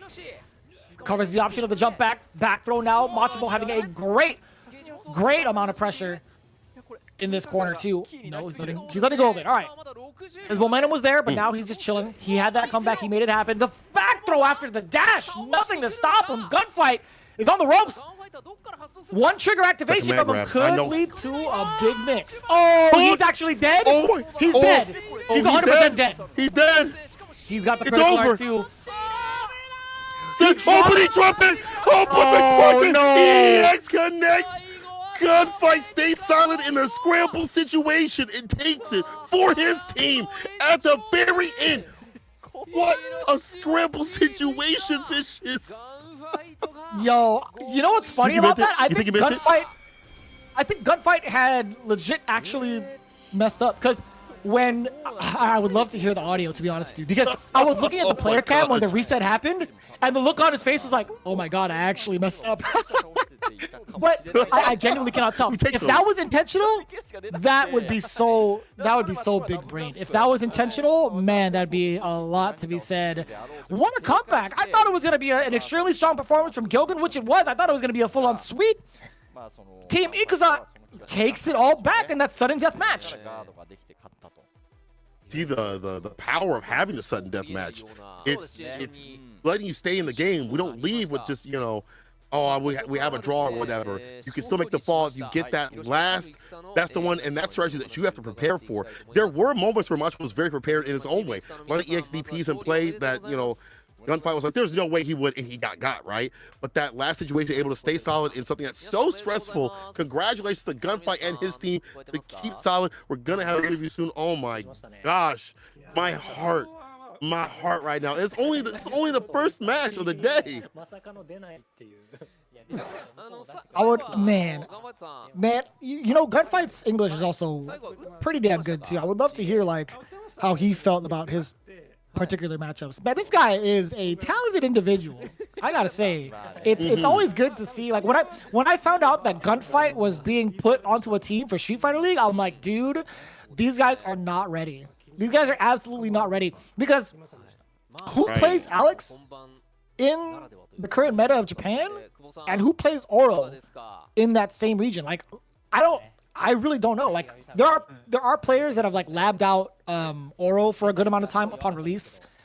Nemo had done so, Sakonoko had done so as well, but I gotta say, like, I think him being thrown into the mix is so significant, man. That's the strategy right here, having these characters that people don't get practice with unless you're running to that player, and specifically, like, you might get done in, and that's when Gunfight says, I guess I was just hating lucky. Kubo said, how was it? He says that we were weak at first, but we won. So, you know, they're showing out their winning spirit right here, and they definitely deserve to bask in the glory, bask in the victory, especially Gunfight, you know, looking over at Kubo and being like, hey, I did good, right? Hey, I got the win, right? You know, yeah. Don't worry about how it happened. I got the win. Yeah. And one thing to note, that something that Inaba had said, you know, he was saying that the other team might have been just as nervous, right? They were coming into it with like a little bit of rocky expectations from the side of Hiroshima, but at the same time, it's like, you know, the other team has to be feeling that same exact way. So I think overall, like, the nerves really do get to some of the players on day number one. That's a huge factor. Like, if it's your first time playing, because you don't have any sort of intel. It's not like nerves of playing. I think it's more so like nerves of what the team is going to send up, or like how the other team is going to perform, right? So there's a lot of different factors, and the nerves is still going to be something that's present even at a professional level, especially with a region like Japan. And you are relying upon other people, so like you would probably have nerves to live up to their expectations, to do it for the team right there. You know, Crusher himself said that he didn't do so well, so he is thankful for his teammates for picking up the slack, and they were talking about the order and deciding the characters and stuff like that. That team aspect is so important, but that does weigh heavy. Usually in tournaments, you know your bracket, you know that you're only working for yourself, and you can prepare. It's different in these team tournament environments, and when it comes down to points, you want to get as many early on as possible. We've seen the power of getting a very great head start for a lot of these teams. We saw it with G'day Squad, obviously. They had a good lead, and they kept the lead, obviously, but they had a great, fantastic start. And for other teams as well, too. So you definitely want to be on your A game all the time. Yeah, there's a lot that is taken into consideration, especially with the home and away format, right? Away team having to put their team out first. You still have to study for those matchups and be prepared for whoever's going to be coming up to bat. And then the same could be said for the away team as well. But, you know, looking into it, they have to be on the away side eventually, so hopefully they could take all the experience they've had from this particular matchup to move on into the further reaches of the league. So big ups to Hiroshima and Team Iguza, but also big ups to Team Gyogun. Not the start they wanted, but still on the board with a significant amount of points, breaking it down to the very, very last game where we actually got to utilize the brand new rule. Yeah, that was something I, again, was not expecting, but super happy to see it. Super happy to see all these players come through. You know, obviously, still not the start they're expecting, but nothing they can work on and get better at and review the tapes. And honestly, it was very close. It was down to the wire for the last game, and then going to that sudden death means that they were at the very tip to do it. The anti-airs right there in terms of that second stat for both players. They're very on point. Reversals too as well at the very end. That one was all he needed to get it done for the 14%. But again, like, this is the power of having a character in a 1-to-1 that is not so common, that you can't lab out, that you can't just like practice consistently with, like maybe against like Luke or Rashid or whatever it may be. Those are strategic elements of this format. You can see the amount of points and how it's split up, right, in terms of each and every one of these games, right? The two best of threes that occur are 10 points each, and then the best of 5, it is 20 points each. You could see how it broke down for these teams, right? Machabo scoring the strongest, right, with 2-0. But eventually, with Team Gyogun, had to break out the extra game, had to put out their strongest. Again, it just wasn't enough for the Oro pick, right? You see on the top left there, my man, Gunfight had to be used again. But still, Crusher didn't get to play as well as he wanted to, 0-2. But Inaba, man, that guy is a phenomenal player when it comes to studying his opponents. We can see how that broke down, and we love to talk about it. Speaking of the breakdown, let's take a look at the replay. All right, here's that oral play that got absolutely duffed by Mago, the god himself, being super aggressive and not letting that V-trigger stuff happen to him. We talked about preventative health, and he prevented this guy from leaving the corner. My guy, that is a lot of damage. You see how optimal Mago is when using all of his bar to go far. That was a perfect to close it out. And then we see the Alex pick that almost did it. I like the ideas right here to skate through the fireball, but just some execution errors just too far out the distance to really finish the job for Gunfight. Yeah, there was that instance where we did see a jumping medium punch, and he actually lost a round because of that. We did see him kind of get red. But speaking of execution errors, that was also one that came from Mago as well, right? The uppercut to try to get away from the pressure. Or maybe it could have been, you know, a possible fireball. Who knows? But at the same time, right, it came down to the wire in this very second. I think Gunfight actually had the lead in a certain instance in terms of like the very final moments of the game. But it all went downhill after that first round was scored in game number 2 for Mago. Here we go with Crusher and Machabo. Those instances right there, right? The tick throw setups, or at least the frame traps off of the lights, they've been answered so well by Machabo so early on that it crushed Crusher's spirits from playing offense ever again. You weren't lying. Look at that. Trying to come through in the corner position where really Birdie he gets a shot. He's got heavy kick, medium punch. His throw pressure with the strike throw is really great, but it's when he gets caught up in the corner is where he really suffered, and you see him suffering right here continuously. His Macho also locked him out with the V skill. That was punished quite a bit, but it's these reads, these decisions that just change the timeline so Macho could stay fine. And he just had the right confirms, right bar usage, just comfortability with this character that we expect from somebody who's been playing the colony for year after year. And I gotta say, man, that Machabo was looking so clean. I'm so happy to see that he's using that character right out the gate. Moving on to another tried and true, right? Moke with the Rashid play, and he looked so damn strong right out the gate. We were talking about the immense amount of offensive pressure, but what we didn't get to really highlight was how well Inaba had studied the matchup, right? This was a match that could have gone either way, but we were just basing it off of what Inaba had told us. And I will say, for the record, Inaba has been such a major threat to a lot of the top players in the realm of CFN. He's taken down the greats, right? He's taken down Bonchan before in a first to 3 online. He's played against the likes of Daigo in first to 3s in very, very close situations, right? He's no random, that's for dang sure. He's been around the block for years, 100%. man. Time for him to get his shine out here. Street Fighter League, great pick for this team. Can't wait to see how he executes other characters and players. But this was the execution right here. This death battle, this 1-to-1, it was looking really great for Gunfight. But these wake-up decisions, these moments, just allow Machabo to bust out that wake-up super, just saying dump all the data out. I want to say random, but throw a lot of things out. And this V-trigger, you just have to hold this pressure. You're forced to hold it and take these throws. And this is where we thought things were going south for Gunfight. It was right after this that he wasn't able to get the super, and Machabo mashing his super for dang dear life. But it was Gunfight that was able to say, hey, we take those, take it for his team. Yeah, I think when it comes to his statement where he was saying he was just lucky getting those hits, I think that might have been that moment because you could still get hits and then go into critical art. So either way, that turned out very, very lucky and very fortunate for Gunfight because my man Machabo was playing that 1-to-1 style with a lot of wake-up decisions that could have been punished. But either way, super impressive to see.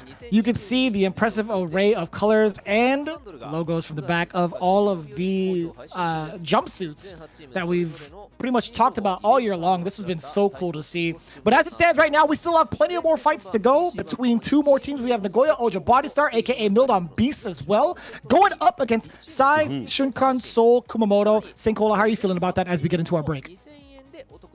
I feel like it's going to be absolute fire. If this last one's any indication, this is going to be some of the best Street Fighter 5 that y'all will see. So make sure y'all keep it locked and loaded on all the applicable channels. Click what you like. Make sure that you do not go anywhere because if you miss anything, you're going to regret it. We've seen already great action, things go down to the wire, and I suspect this next one will be similar. Well, there you have it, ladies and gentlemen. Again, we are going to be going into our next matchup after this break. You do not want to miss it because there's going to be so much to talk about. We have to talk about the teams.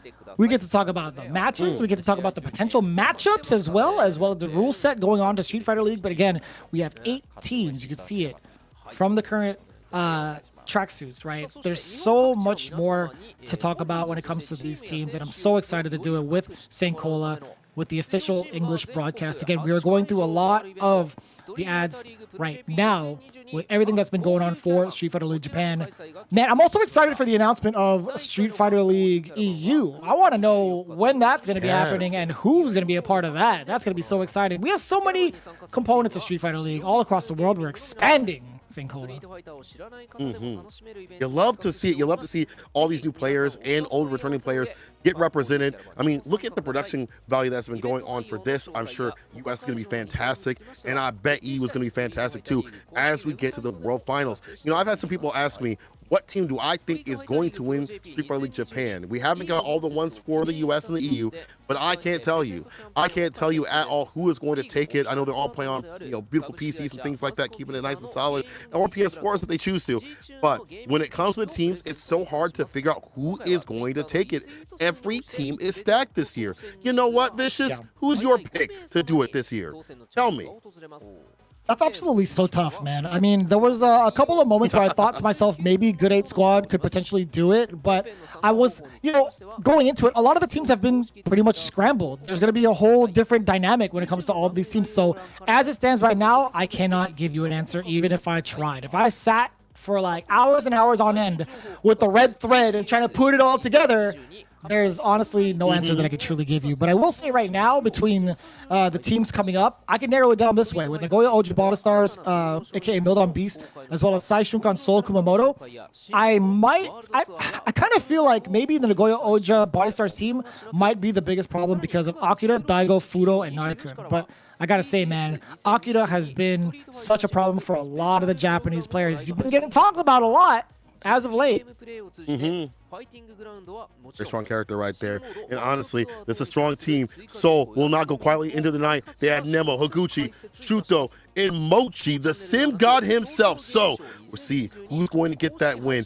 When we return from this break, Street Fighter League Japan will continue. Vicious, I can't wait to see who is going to win. People, make sure y'all hang tight and stick with it. Don't go anywhere, right, Vicious? They shouldn't go anywhere, right?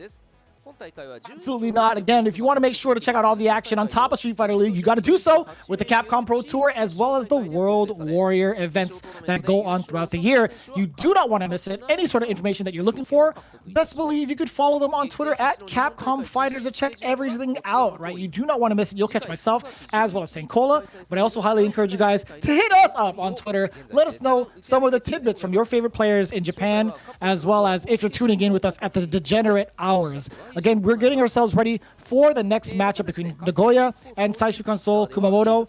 So we are going to go to a quick break. Don't go anywhere. We'll be back with more Street Fighter League. チームや選手たちに試合の感想や応援コメントをつぶやいてください。さあ、そして我々の手元にもですね、来てます。アカウント名、ニーヤムさん。男の一先熱すぎるとのことです。ありがとうございます。そして、こちら、匿名アリックイさんですかね。ガンファイトさんいた。さあ、初戦勝利おめでとうチームイクサーということで、こちらいただきました。はい、はい、匿名の名前はちょっと違ったのかな。失礼しました。はい、ということでですね、こんな感じで、ハッシュタグ SF リーグをつけて、つぶやいていただいたコメントの方はですね、ご紹介させていただきますので、よろしくお願いいたします。お願いします。そして、YouTube、Twitch の各チャンネル登録、Twitter のフォローもよろしくお願いいたします。この後は試合準備のため休憩に入らせていただきますが、21時32分から、はい、32分からは第1節 Day1 マッチ2、名古屋王者ボディスターミルダム対最瞬間ソル熊本の模様をお届けしてまいります。それでは一旦失礼いたします。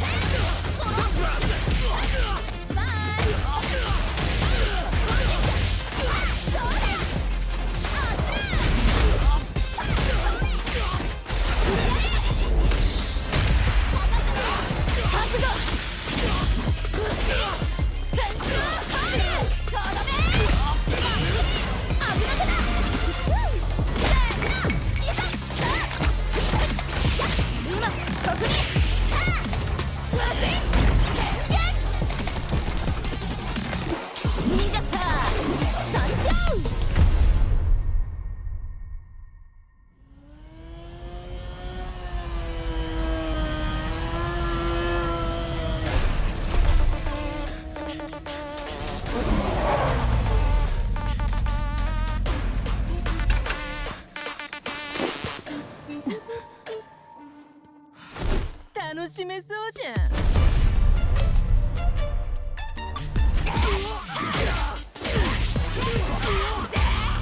どっからでもかかってきなよ。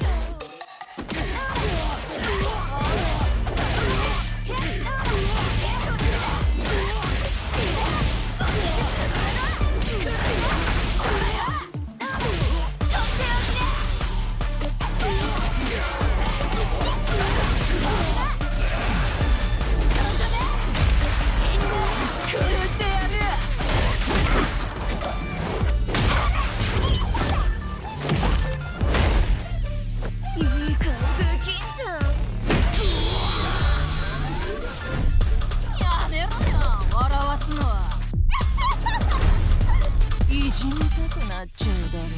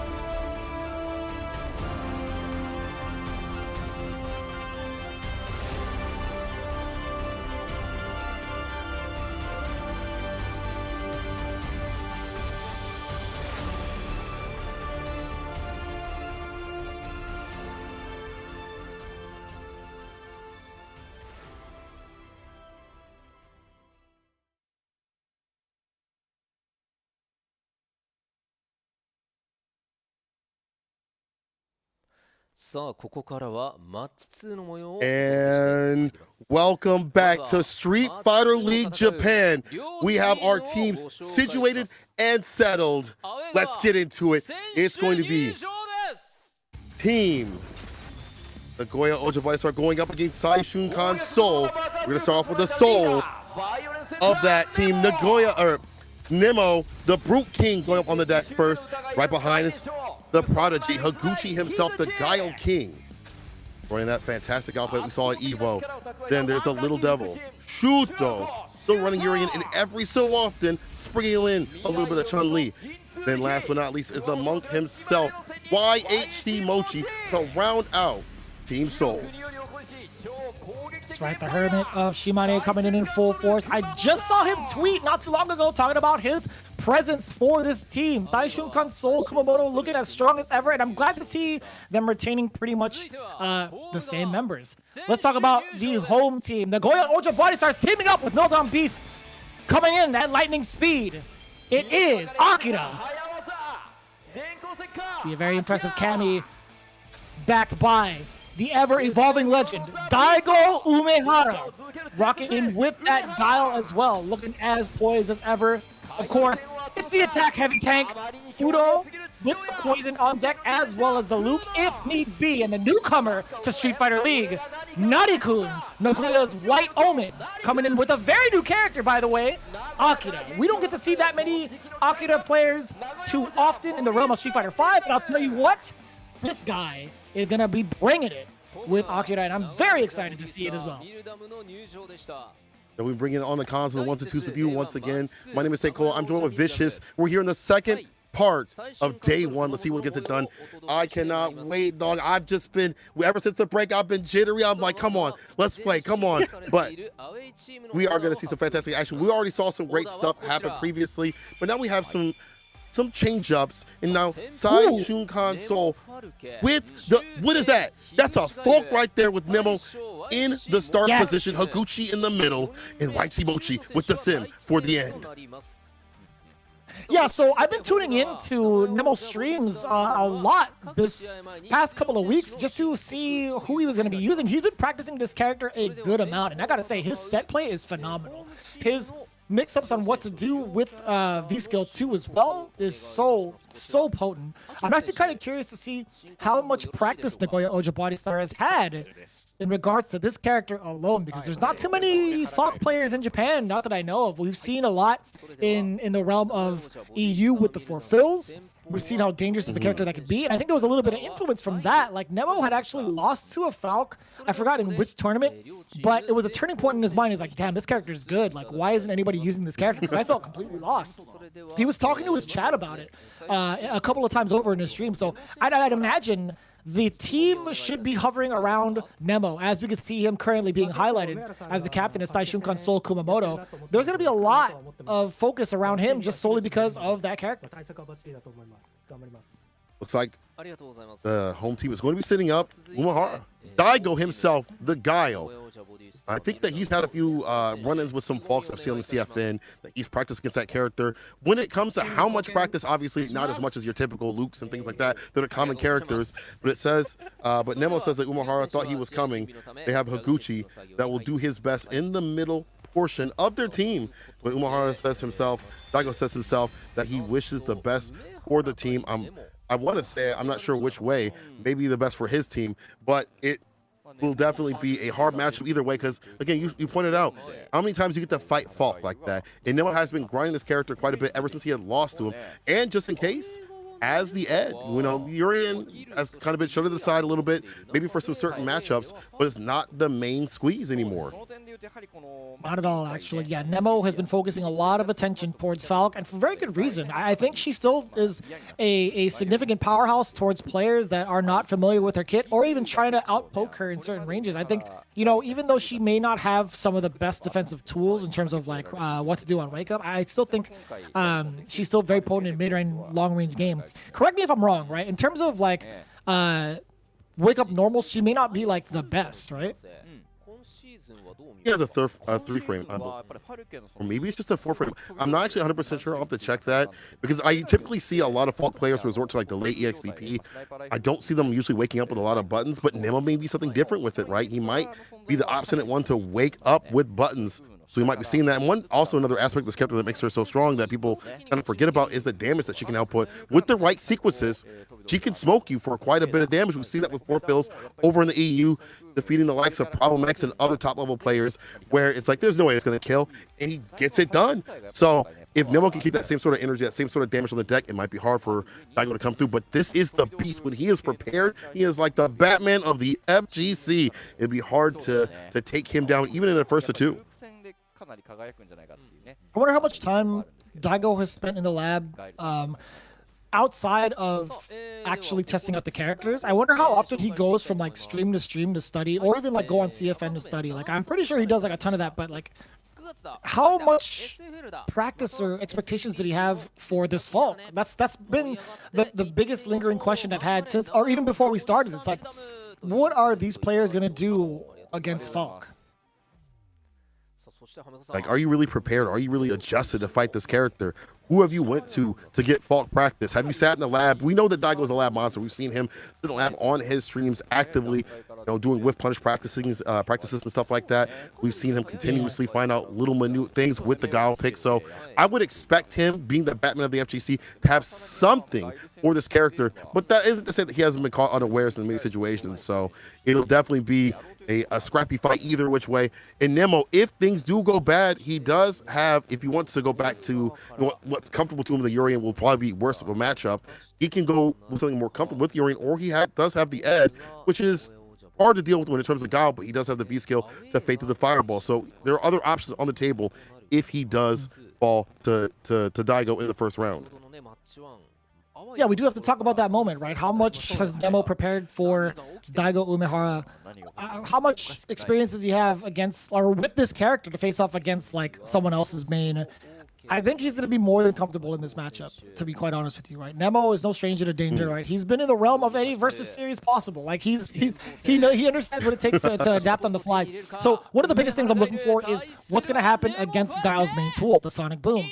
I want to know whether or not Nemo is going to play that game of charging the fireball and going tit for tat in regards to the damage with this spacing, right? Already charging the purple stuff, right? You see the fireball in hand. That's exactly what I wanted to see from Nemo. This is the exact start that he goes with anytime he faces off against a projectile character or a projectile heavy character.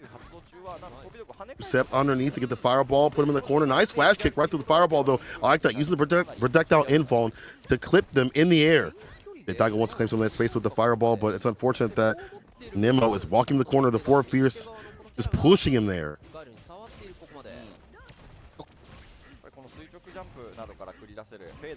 And just a couple of hits from the side of Daigo. You know, that trade-off is going to be great. Okay. And I like that. More activity from crouching medium punch on the side of Nemo. Mixing between when he wants to launch the fireballs as well against Daigo has been pretty important. Waits and baits for the EXDP. Big punish right here. Double mediums. Flash kick in. They're not going to spin the bar. At least he can kill in a different sort of way. Don't leave Nemo alive, though. Oh, let's go for the chip, no dip. That's just fine. Yeah, you can't be reversal that. In the middle of the storm itself, Daigo takes the first one. Yeah, I don't think there's a lot of characters in the roster that can get out of that situation from being that far. Even if you have something that kind of moves you out of the way, you still might be in range to get hit by that lingering hitbox. But either way, I think Nemo had a fantastic start.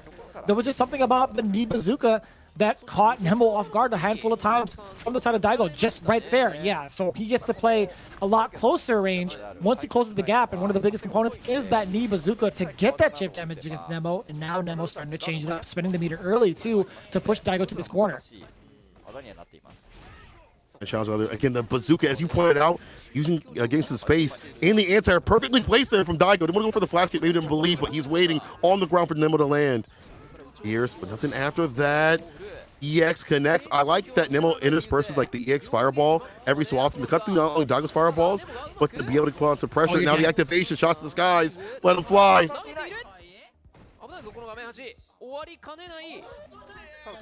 Might have spoke a little bit too soon from my end. Nemo did get the activation off, but this is where it gets kind of tough. Can he close it out? He just needs maybe like 2 fireballs to catch Daigo off guard. Maybe punish a Sonic Boom.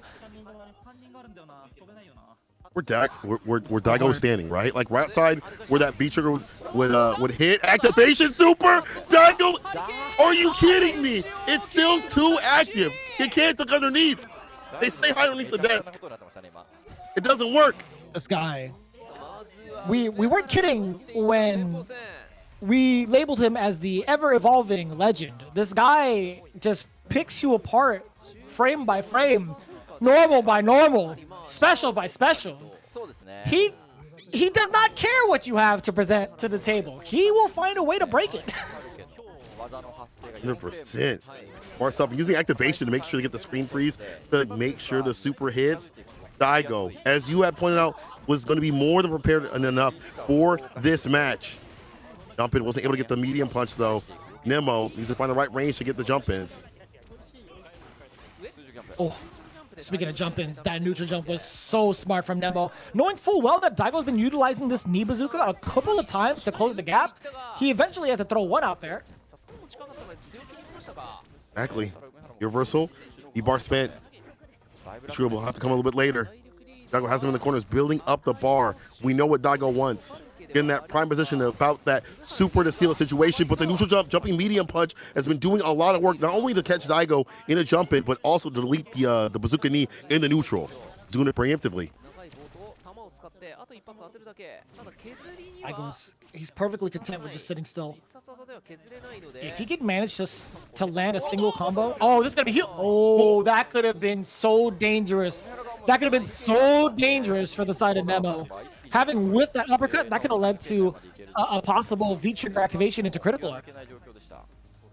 Exactly. You'll care about those situations. Would have put a round on the board is Nemo. Now that aggression, now trying to walk Daigo down more close range with the fireballs, and that's a plus, and it builds up a lot of great life. But Daigo's going to back up just a bit, saying out the shots, and the boom's coming through. It's hard for Nemo to get the read. Double dash in, gets a counter it in the corner. Reset. Reset.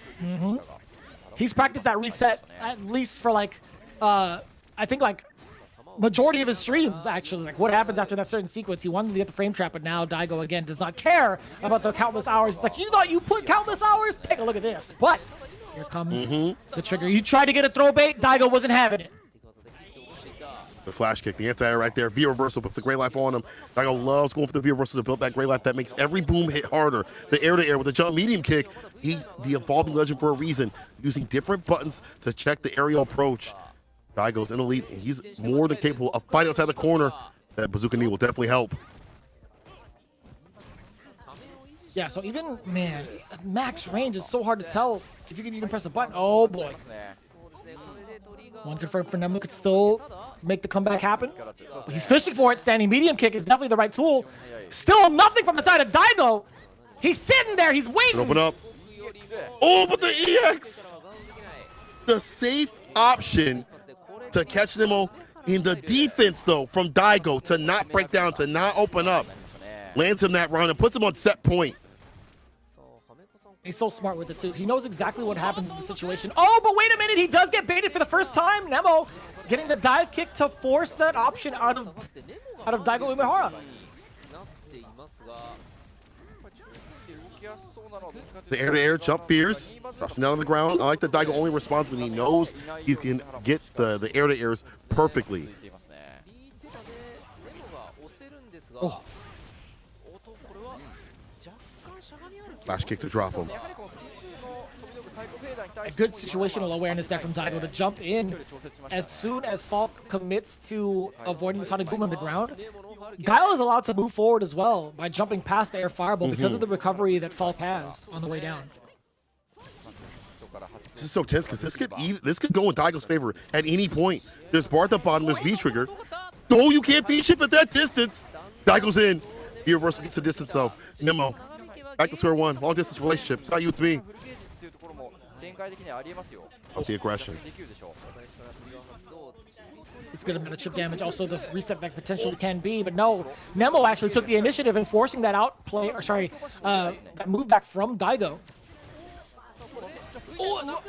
He's gonna bring it back to the break. The knockdown. No upside way. down kick gets a hit. Daigo, from just a little bit of health fishes, brings it back. Just like that, Daigo taking the win. Ooh. I don't think Nemo was really put in that position too often in that set. So being able to make that call out of the upside down kick, it had a lot of risk behind it, for sure. Because there hasn't been a lot of situations where we got to see Nemo and his choices, his wheelhouse of options on Wake Up. That was a very, very good call out from Daigo Umehara despite not having the information necessary. A decision we're making right there from Daigo, but that's the evolving legend to understand how you play, how the other person wants to play. We saw that Nemo felt uncomfortable. I guess got the read from Nemo feeling uncomfortable because of the V shifts, the V breaks at full screen. Like Nemo's getting too pensive. He just wants to end it nice and easy, but Daigo said it's not going to be breezy. And I also like the fact that Daigo never played like he was out of it, never gave up too much space. Like he always was in like 3/4 of the screen, like never with his back fully against the wall, except for one situation where he did break down and just used the safest option to seal it. I love seeing people go for very safe options to close out rounds, especially when it can take them down if they go for attack or they open up with like a medium or whatever. Daigo with the smart stuff gets it done. Yeah, I mean, without a doubt in my mind, there's a lot to be said in regards to how Daigo plays his defense, right? He has the right reads majority of the time. He's like, I mean, to be fair, there's a lot of evidence to solicit that way of thinking, right? In that last sequence, we were talking about how safe Daigo played it with the EX boom to close out the round, being at a deficit. We saw Nemo try to go for a frame trap a couple of times, fishing with that standing medium kick, and also number two, having a critical art backed behind it, right? Knowing full well that those two components are available, Daigo knew he wasn't allowed to press a button. If throw had been the option from Nemo, had he taken that risk early, I think he would have succeeded. Under the nitty-gritty, yeah. This does not tell the tale of the tape. I think Nemo played that very well in a lot of instances. Saw the cool reset, but Daigo was just a step ahead. Maybe he was watching Nemo's stream, but either way, he'll move on over Nemo. Nemo, fortunately, defeated, but I like the fact that we see the Falk play just in general from Nemo. I like the fact that we do see him utilize that character and have another option. When Urian isn't working, he's got other options on the table that he's prepared, and we'll have to see a little bit later. We'll see if that even comes up, if there's a sudden death match, but for now, the rest of the team will have to carry him to victory.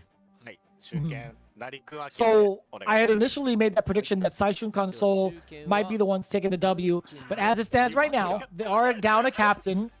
Higuchi is up next, and the way that the camera has been panning towards Narikun, I had imagined he might be the one to be up to bat against Higuchi's Guile. It is going to be the Akira.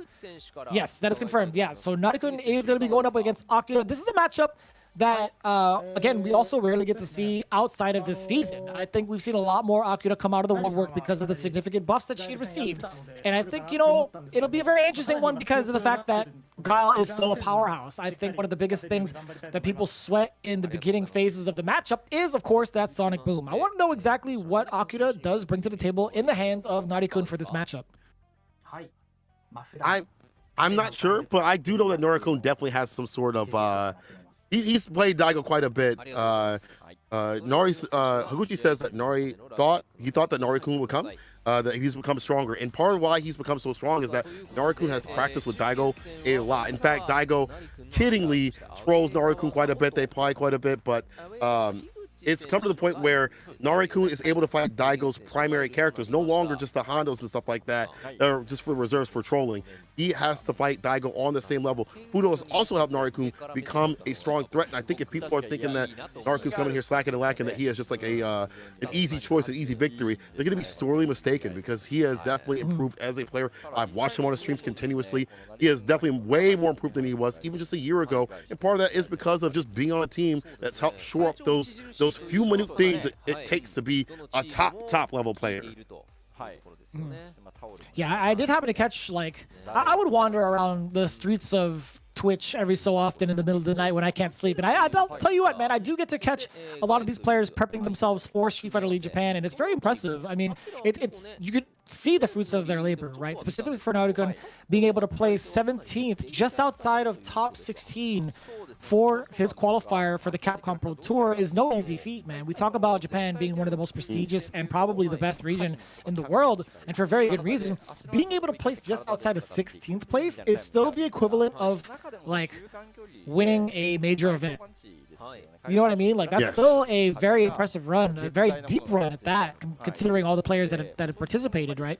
Even prior to that, he was a part of the Red Bull 5G Fighting Series, where he placed 33rd and 17th respectively on both May 20th and 21st. So again, he's getting up there. He's getting a lot stronger. Now what happens when you have somebody who's been at the top before, who's been to the big dance and continues to dominate his opponents with Guile? What do you have to say to that in regards to the new person on the block for Street Fighter League in comparison to one of the old guards still under the age of 30? It's kind of wild because they're both younger players, but I do think that Higuchi could give Narikun some trouble. You fight someone like Daigo so much, and you fight someone that has a completely different style, that's way more aggressive, that's willing to take risks and kind of rumble in the jungle with you. That is Higuchi. That is the way that he plays. When he plays Guile, I always look at Higuchi as kind of the template. Higuchi and Kaba are the template of how to play Guile, in my opinion. I think Daigo is the best Guile player because he's the best player out of the Guile picks.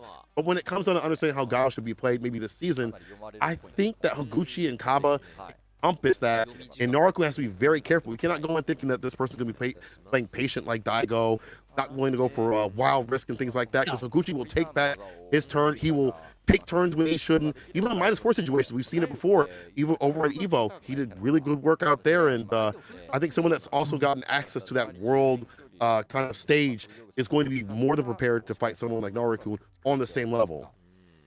Yeah, I'm glad you mentioned that as well. I mean, there's a stark difference in how Guile is piloted between Higuchi and Daigo, right?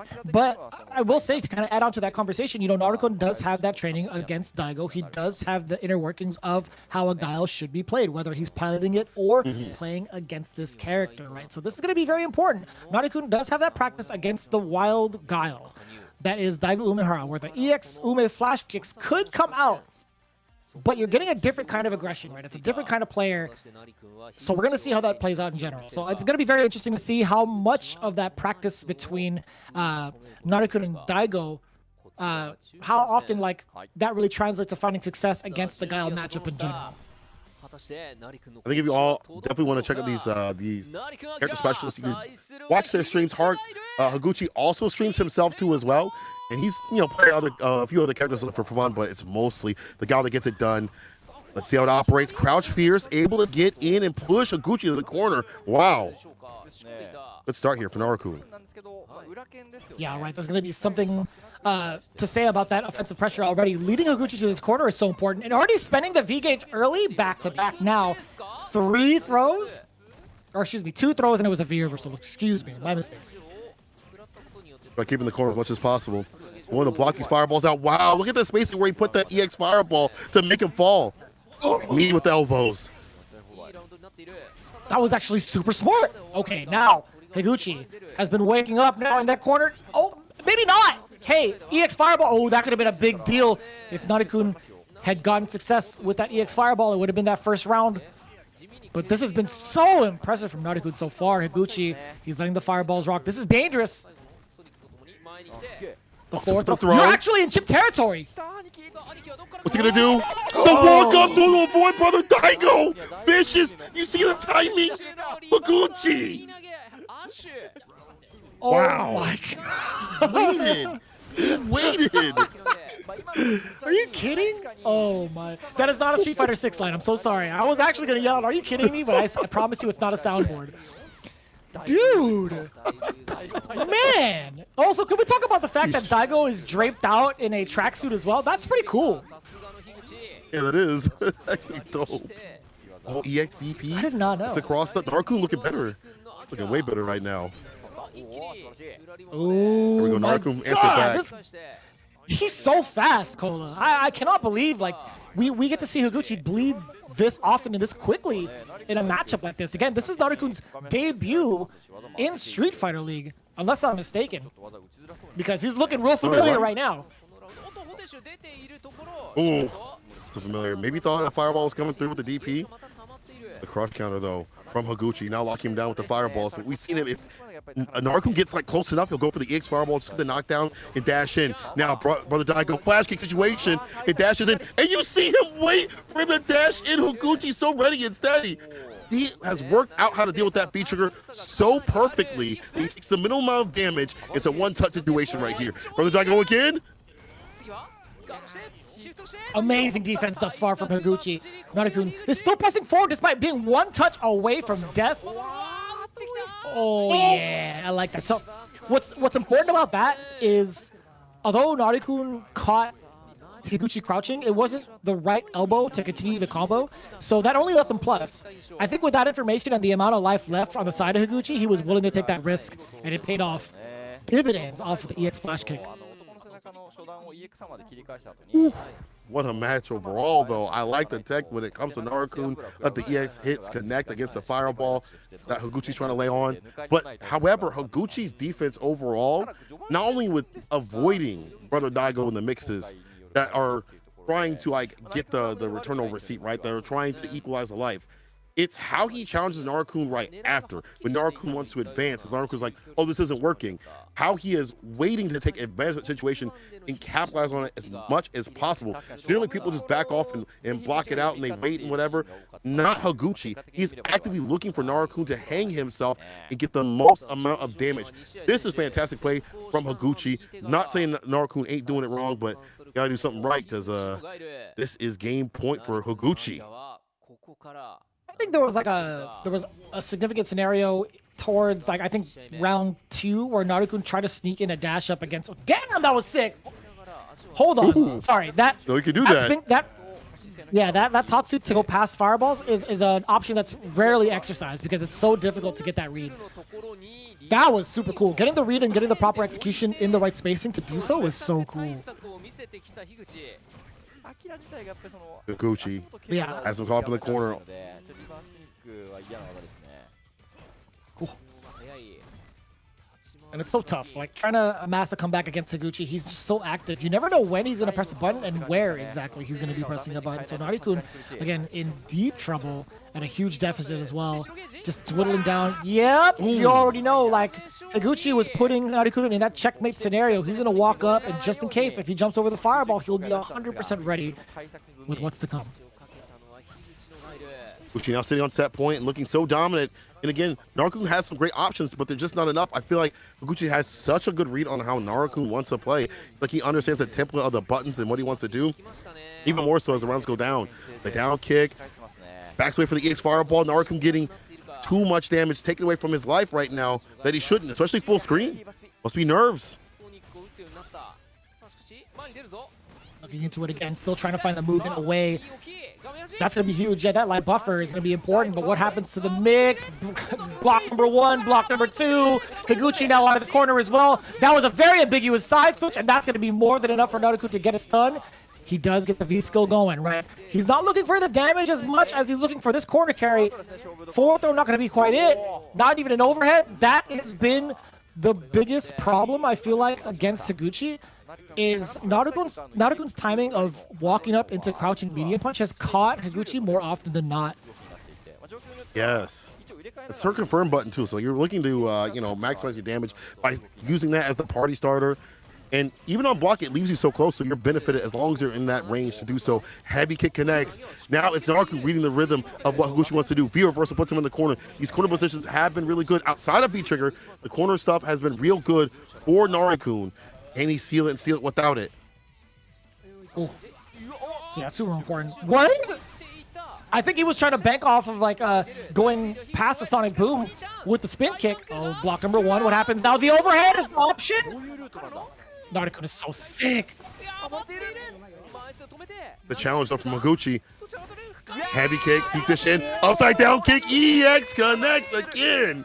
Higuchi shaking his head knowing that he got that last read, but had Naruto come back even for a little bit, it might have been a different story. But man, just the read on when Naruto wanted to come in the dash situations, when he wanted to press buttons, it looked like it was shifting the other way. We saw the heavy kick interrupt the upside down kick from Higuchi continuously, and it was looking like it was shifting the opposite direction, but Higuchi able to just clutch it out at the very end. What's wild about that entire sequence, looking at it in back-to-back games and back-to-back sets, that's the second time we've seen an upside down kick and an entire series. But outside of that, I think there's a lot to be said from the side of Naruto in terms of defensive options. I don't think he showed the card of the threat of like a EX uppercut too much, which is not a bad thing. But I think in certain circumstances, you have to kind of like dial that in every so often to shake a player as solid as Higuchi, right? But again, with high risk comes, potential death. So totally understandable, but as it stands right now, 0-2 on the side of Higuchi. We're pretty much all tied up. You can see it in the charts right here as well, how it played out. The 2 on the side of Higuchi. Also important the fact that Higuchi rotating his defensive options was also what led him to victory. You pointed out the counter hits that were coming on wake up from the medium punch continuously over and over again that were getting Higuchi, that were able to allowing Naruto to access damage, access what he wanted for corner carry and things like that. When Higuchi started delay, rising, he started blocking a lot more, started delaying his buttons quite a bit with it. It started putting Naruto off of his game. So, Higuchi able to take it, but it's not even close to being done. Higuchi helping carry his team. It's not even over. We're close to the finale, people. Almost there. And honestly, I want to see how it plays out even more. I mean, we talked about that in the match prior between the other two teams, right? We saw it played out between Team Ikuza as well as Gyogun. I want to know what happens in the final round. Are we going to see another... actually, no, we can't. We can't see a tiebreaker at all, actually, with the way it played out, right? There is a tie currently, but still, it's in the position where only one team gets to move on, or at least gets the W for the week. So, YHC Mochi, again, being in the anchor seat with that Dawson, the Hermit of Shimane, he didn't really get to travel too often, right? Hence why he calls himself the Hermit. There are some limitations where he's not really allowed to travel, or not that he's not allowed to, but that where he doesn't travel. But as it stands right now, in his performance in the Capcom Pro Tour for the Japan qualifier, he placed 13th. And then in August, as he participated in the World Warrior events for Japan, he placed 7th. Top spots. And also, he did get second at EVO Online, only losing to Kawano in a Grand Finals reset in a horrible matchup for Sim, at least back in the day, where Colleen was a little bit nerfed, you know what I'm saying? Like, I don't know about how that is now. I have to look at the stats later on, but, you know, he's a very strong competitor, and what makes him so strong with his Sim is, like, it's not about mix-ups and, like, you know, like, all these cool, like, things with tech with V-Trigger. It's his style, his layer of buttons. It's how he fights. He's a very violent Sim player, so how he swings about is so hard for other players to deal with. He's so good in the neutral, and he's so hard to deal with. However, the third player going up to fight him is just as violent. This is Akira. This is the Cammy that wakes up TK dive kick when you least expect it. He is going to be an absolute threat, and I think that Cammy can still fight Sim. Even though Cammy has been nerfed, I think the elements, never mind. I'm so wrong with that because it's I was like, wait a minute. Deck with the Mika pick.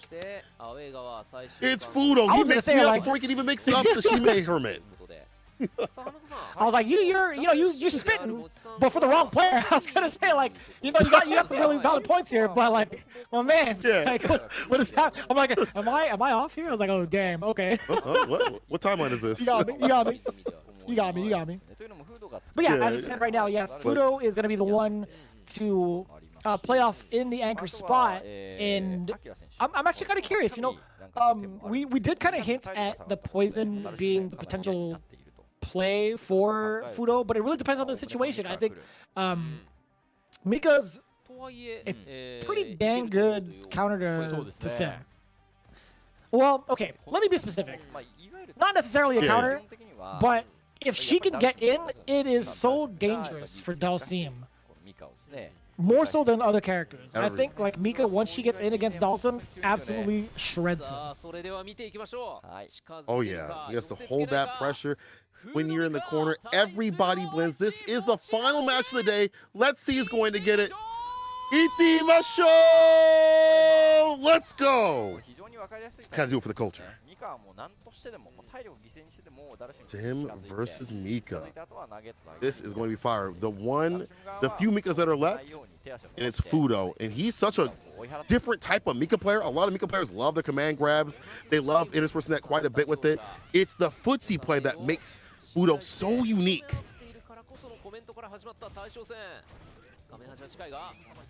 Again, we talked about how violent YHC Mochi can be with the Dalsim ever so. We see it right there, the stun. How often do you get to see, Dalsims get put into the corner and still manage to get a stun? Like, that's pretty impressive. Those are two really wild statements to put together. Like, Dalsim is playing out of the corner, but wait, he's stunned? He stunned the other person? Excuse me? What? It's not the other way around? Yeah. It's also weird to see the jump back, instant overhead, using the jump back medium kick here from this violent Sim player. Mochi able to stay solid against someone like Fudo. He's going to have to bet on, like, EXP to use the armor, slather and lather to get to the limbs of Sim. But I see Mochi's making it really difficult to read when he wants to put those buttons out. Again, he's in the corner, but I wouldn't be surprised if he gets out. Uh-oh. I might have lied to you. We see the trials and tribulation, oh boy, that both characters have to go through against each other, and he has to spend it. I do like this idea of getting rid of the bar early, or getting rid of the bar to secure the W, because YHC also fully loaded. He could just need like 2.5 mix-ups. If it's an optimal one, like he could get that fat damage. Like there's definitely a lot that Dawson can do to get some of these loops going off of medium slide to kill you. To see him be so slippery to get out of the corner, like you don't want that to happen. Challenge wake up. Here's Fudo, and until the heavy kick came through with the crush this season, but Fudo puts it right back in the corner. Might make him give up the ghost one. The roast. Wake up. Base gun. Agni misses. Fudo knew, but hold this back though, bro. Now it's time for pressure. Look at this back and forth seesaw of who's going to fall up in the corner. It's so hard to read who is going to get smoked in the corner. Word. Vicious. That was actually so slick. Wake up, roundhouse dive kick, and drill kick, and then immediately after, another medium drill kick to stop whatever Fudo was trying to press. That was so cool. Oh yeah, slide under the dive kick, the drop kick. He knew it 100%. He's cooking him up. That reset is gonna put Fudo in danger because of that extra bit of life that he lost at roundhouse. The skip to my Lou, the jump rope, Mr. Laffy Taffy. YHC Mochi getting the first game. Mr. Fantastic with the fist made out of plastic, bro. I can't even talk because I'm so baffled because he could have got smoked for that. If he had timed that any later, Vicious, any later, that would have been the disco into EX wingless. And if you weren't dead, it'd have been one more read into guess game until you're done. And you don't want to have to be in that situation. Well, time to stay fine is Whitey Mochi. It's taking the first one, but you see these scramble situations, how tense it is, how it's just down to the wire. Per player, per character. I love the activity coming in from YHC Mochi. There's been a lot of heavy punches deterring the movement from Fudo, and once Fudo actually gets in, he halts it altogether. That is one body press that succeeds, and that just might be the biggest opening that Fudo could ask for. Look at the onslaught. No, sir. Stunner. Comes in the walk-in. Still a dangerous situation. The float. Look, he's unformed. Drops him down with the wingless. Man, he knows all about delayed flights, I can tell you what. This guy, Fudo, he had all the answers. Oh my god. The splash. Dash. How does he know? The sidekick in the anti right there. Drops an F on him. Booty Tunes. Whitey Mochi. He got it direct. He called it direct from Acme, right? He got it in the wooden crate, unveiled it, and the anvil just dropped on Fudo. Perfect anti-air and good anticipation there from YHC Mochi. Just ever so aware of what it is exactly that Nika players want to do. And that's like, again, as ambiguous as Fudo can be, YHC Mochi has had the answers majority of the time. It's the EX, the disco for the follow-up. Keeps him in the corner with the frame kill. Stun. Oh, we can about to get this done with one more good mix after this hit. Stays in front. Oh, you all got mixed. Well, there's not much you can really do but hold it. He's not through. Whitey Mochi trying to stay in the game, but I like this corner pressure, getting a little bit different with it with Fudo. And I love the fact that, you know, that was an opener that has happened at least twice in this set so far. Okay, well, 3 times in the set so far. I'm glad that Mochi is still able to throw out standing medium punches despite being whiff punished 4 times over, by the way. They get jumped in on. Sobato holding him down with the EX. This is where Whitey Mochi was suffering. Yeah, he was maybe waiting for maybe a super reversal. You've seen that from Whitey Mochi for the EX. The V shift in the break. Oh my god, I gotta say that was great anticipation from Fudo, just backdashing out of harm's way, escaping the Yoga Gale. But YHC Mochi actually could get this. That's meaty! Oh, he used the mic to lock him down from the distance. Vicious. Fudo is a genius. In absolutely using the B skill to lock him down in the block side just enough for him to flinch. That's 2 on the arm, and that's 1 win for Fudo, evened out. Right, that's a pretty big deal, being able to absorb the first heavy normal. Like it's up to YHC Mochi to kind of make that read on the layers that he's had currently against Mika. He has to understand that within that range, he's no longer able to throw out that roundhouses as liberally as he has. Of course, it's not going to deter him from doing so. It's one sequence out of like the many that could happen if Fudo makes the right read as well, right? Like he only can be deterred from doing it if Fudo continues to show off that card, right? Correct. Now we see Fudo trying to walk his way in. All he needs is get in to get that win. The mix, all these hits may not even matter. Anti-air with the float state. Side switch with it. Back in the corner you go. And I love the Irish whip. Oh, Whitey Mochi. Oh, that's tough. Yeah, he's still able to get out of the corner. Man, Fudo was in hot pursuit. EX Rainbow would actually do so much damage, and YXC Mochi thought the same thing. Instead, he gets punished with a meaty. And man, this is going to be more than enough beats to take him to the next round. Fudo finding success in that meaty and making the right call against YXC Mochi, thinking that movement was going to be the defensive option. I feel like Mika just, in the first time, he gets even stronger, right? Like, I know first two Mika is definitely deadly, right? But being able to download somebody, understand their tendencies, and kind of catch them off awares and blow up their defensive options has been helping out Fudo so much. And we've seen YXC Mochi go to the corner more continuously now, and less health lost from the side of Fudo. V-reversal locks him down to the ground. The challenge here from YXC Mochi, but isn't able to escape the corner. Definitely do so now. You can see how active both players are. It's pretty much a cat and mouse tail. YXC Mochi does get the crush counter as well, but still, here comes the Fudo we like to see. The attack heavy tank now mobilized. Here comes the Deshko as well. Got his two hands in the air, and the mix, it does get blocked, but now the back throw, it's tough. The rainbow swing is more than enough. That's going to be a game on the board in the lead for Fudo and Team Nagoya Oja Body Stars with Mildom Beasts.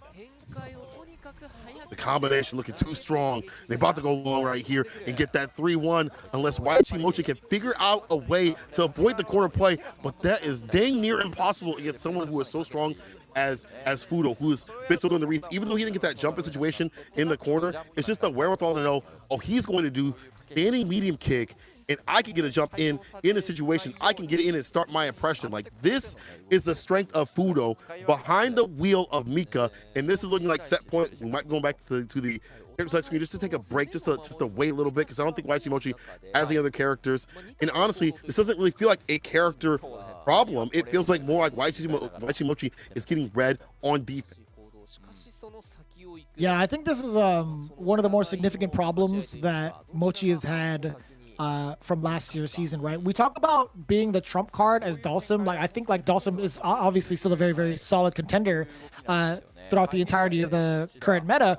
And I think he's way stronger as a counter pick tool in a format like Street Fighter League, right? Being able to snipe him out or snipe YXC Mochi out while they're on the away side is a significant deal for Nagoya Oja Body Stars. But as it stands right now, I will say, like, I think YXC Mochi, no matter where he's at, the way that he's been playing against Fudo in this particular matchup is pretty strong. I think, like, even despite being at the deficit, it was still a very, very close set. You've talked about it before, right? The numbers don't entirely show off the details. Exactly. Just Fudo just has these right reads. He's able to stay more solid. And as these rounds are going down, like, he's able to keep a lot more health, so he's not bleeding. So it is getting a little more difficult for YXC Mochi to even present the fact of the comeback like that. I'd like to see him change up the pace, change up where he's staying, set up these buttons and things like that. Spin the economy of buttons a little bit different so these jump-ins don't happen. I like the heavy kick, but the peach on him puts him in the corner of the dash in. How's your defense, YXC Mochi? What will you do? Counter hit. Auto pressing. Oh my god. Has the download on lock. Fudo does seal the deal. Looking at match point. It's so troublesome, man. I gotta say, it breaks my heart to see former teammates duke it out, right? What happened to Mildom Beast, dude? You guys used to have Mochi in your squad. If he dies, he dies. And right now, man, it's looking like no surprise. The Sim is about to get pieced up. And even Fudo just, like, threatening with that crouch mini kick, because if it gets the right range, it's crouch mini kick into EX Peach, but he may not even need it as he's putting the raw peach on him. Not even cooked. Side switch? No. You can't leave that corner, bro. Oh, boy, don't get command grab. I love the option of the V-shift. Do not even try it. Oh, the V-reversal. Yes, sir. Into that. Jumping gets the win. Fudo again with these fantastic reads. Reads him like a book and takes the W. The power of Oja. and Miladon combined was too strong for White Shimochi, their team. Imagine saying that, right? Like, yeah, Nagoya combined with Mildon Beast? That is actually ridiculous. I did not know what was in store for both of us in terms of like the teams of Street Fighter League Japan, but I wanted to keep myself surprised and look at the roster as late as possible, but I'll tell you what, man, I was going nuts when the roster was revealed. Definitely wild. We got to see a lot of players, a lot of new players like Naruto and stuff like that. But even going back to like the players themselves, Fudo has been on a tear himself. We saw him win the Pinga League recently. He's been smoking cats. If you all watch the CFNs and things like that, he has definitely been a strong competitor. He was in the top spots of the World Warrior event. Definitely got some points there, and I wouldn't be surprised if he doesn't get more points and then one coming up. So that strength of how he plays with the footsie-based play, no matter what character he plays, and how aggressive he is, and how he just reads what you want to do and combines that all into like the perfect sort of mixture is how he gets these wins, is how he has taken down White Shimochi today. I'm not gonna say I'm like not surprised because White Shimochi is a fantastic competitor, but the defense, if that is lacking and slacking, someone like Fudo is going to read that and just run rough all dang day. I think there's one thing to be said about the defense, but it's another to talk about the kind of offense that was presented from the side of Fudo in regards to keeping YHC Mochi locked down, right? There was a lot of movements that have been chosen as a defensive option from the early phases of this match, and there was so much afterwards where Fudo locked him down with the meaties, right? We talked about this earlier. I kind of screamed about it not too long ago, but during, I think, game number 2, he enforced a lot of points with meaties as his offensive option, or like after the mix had happened, after the resets have happened, he utilized a lot of meaties. Afterwards, like towards the end of the set, you started to see a lot more command grabs come to fruition, right? You started to see a lot of that option exercised because of the conditioning that had happened prior.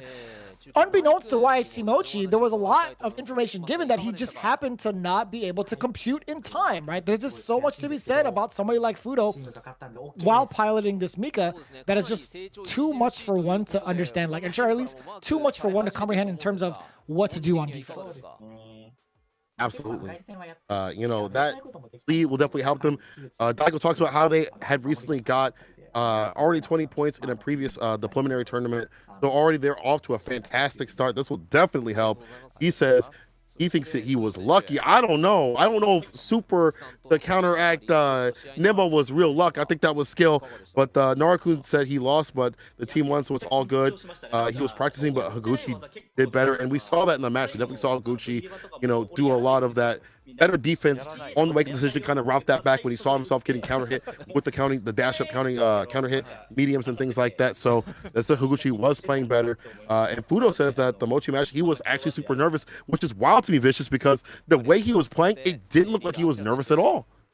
I will say it was a pretty rocky start in that matchup, in that particular start of the matchup against YHC Mochi. There was a lot to be said in regards to how much information needed to be dissected and the game plan that needed to be executed from the side of Fudo. I think it took a lot longer than most expect, but at the same time, it's like, it's hard to even find that kind of strategy as quick as Fudo did against someone like YHC Mochi, right? And a little bit of a thank you from Akira as well.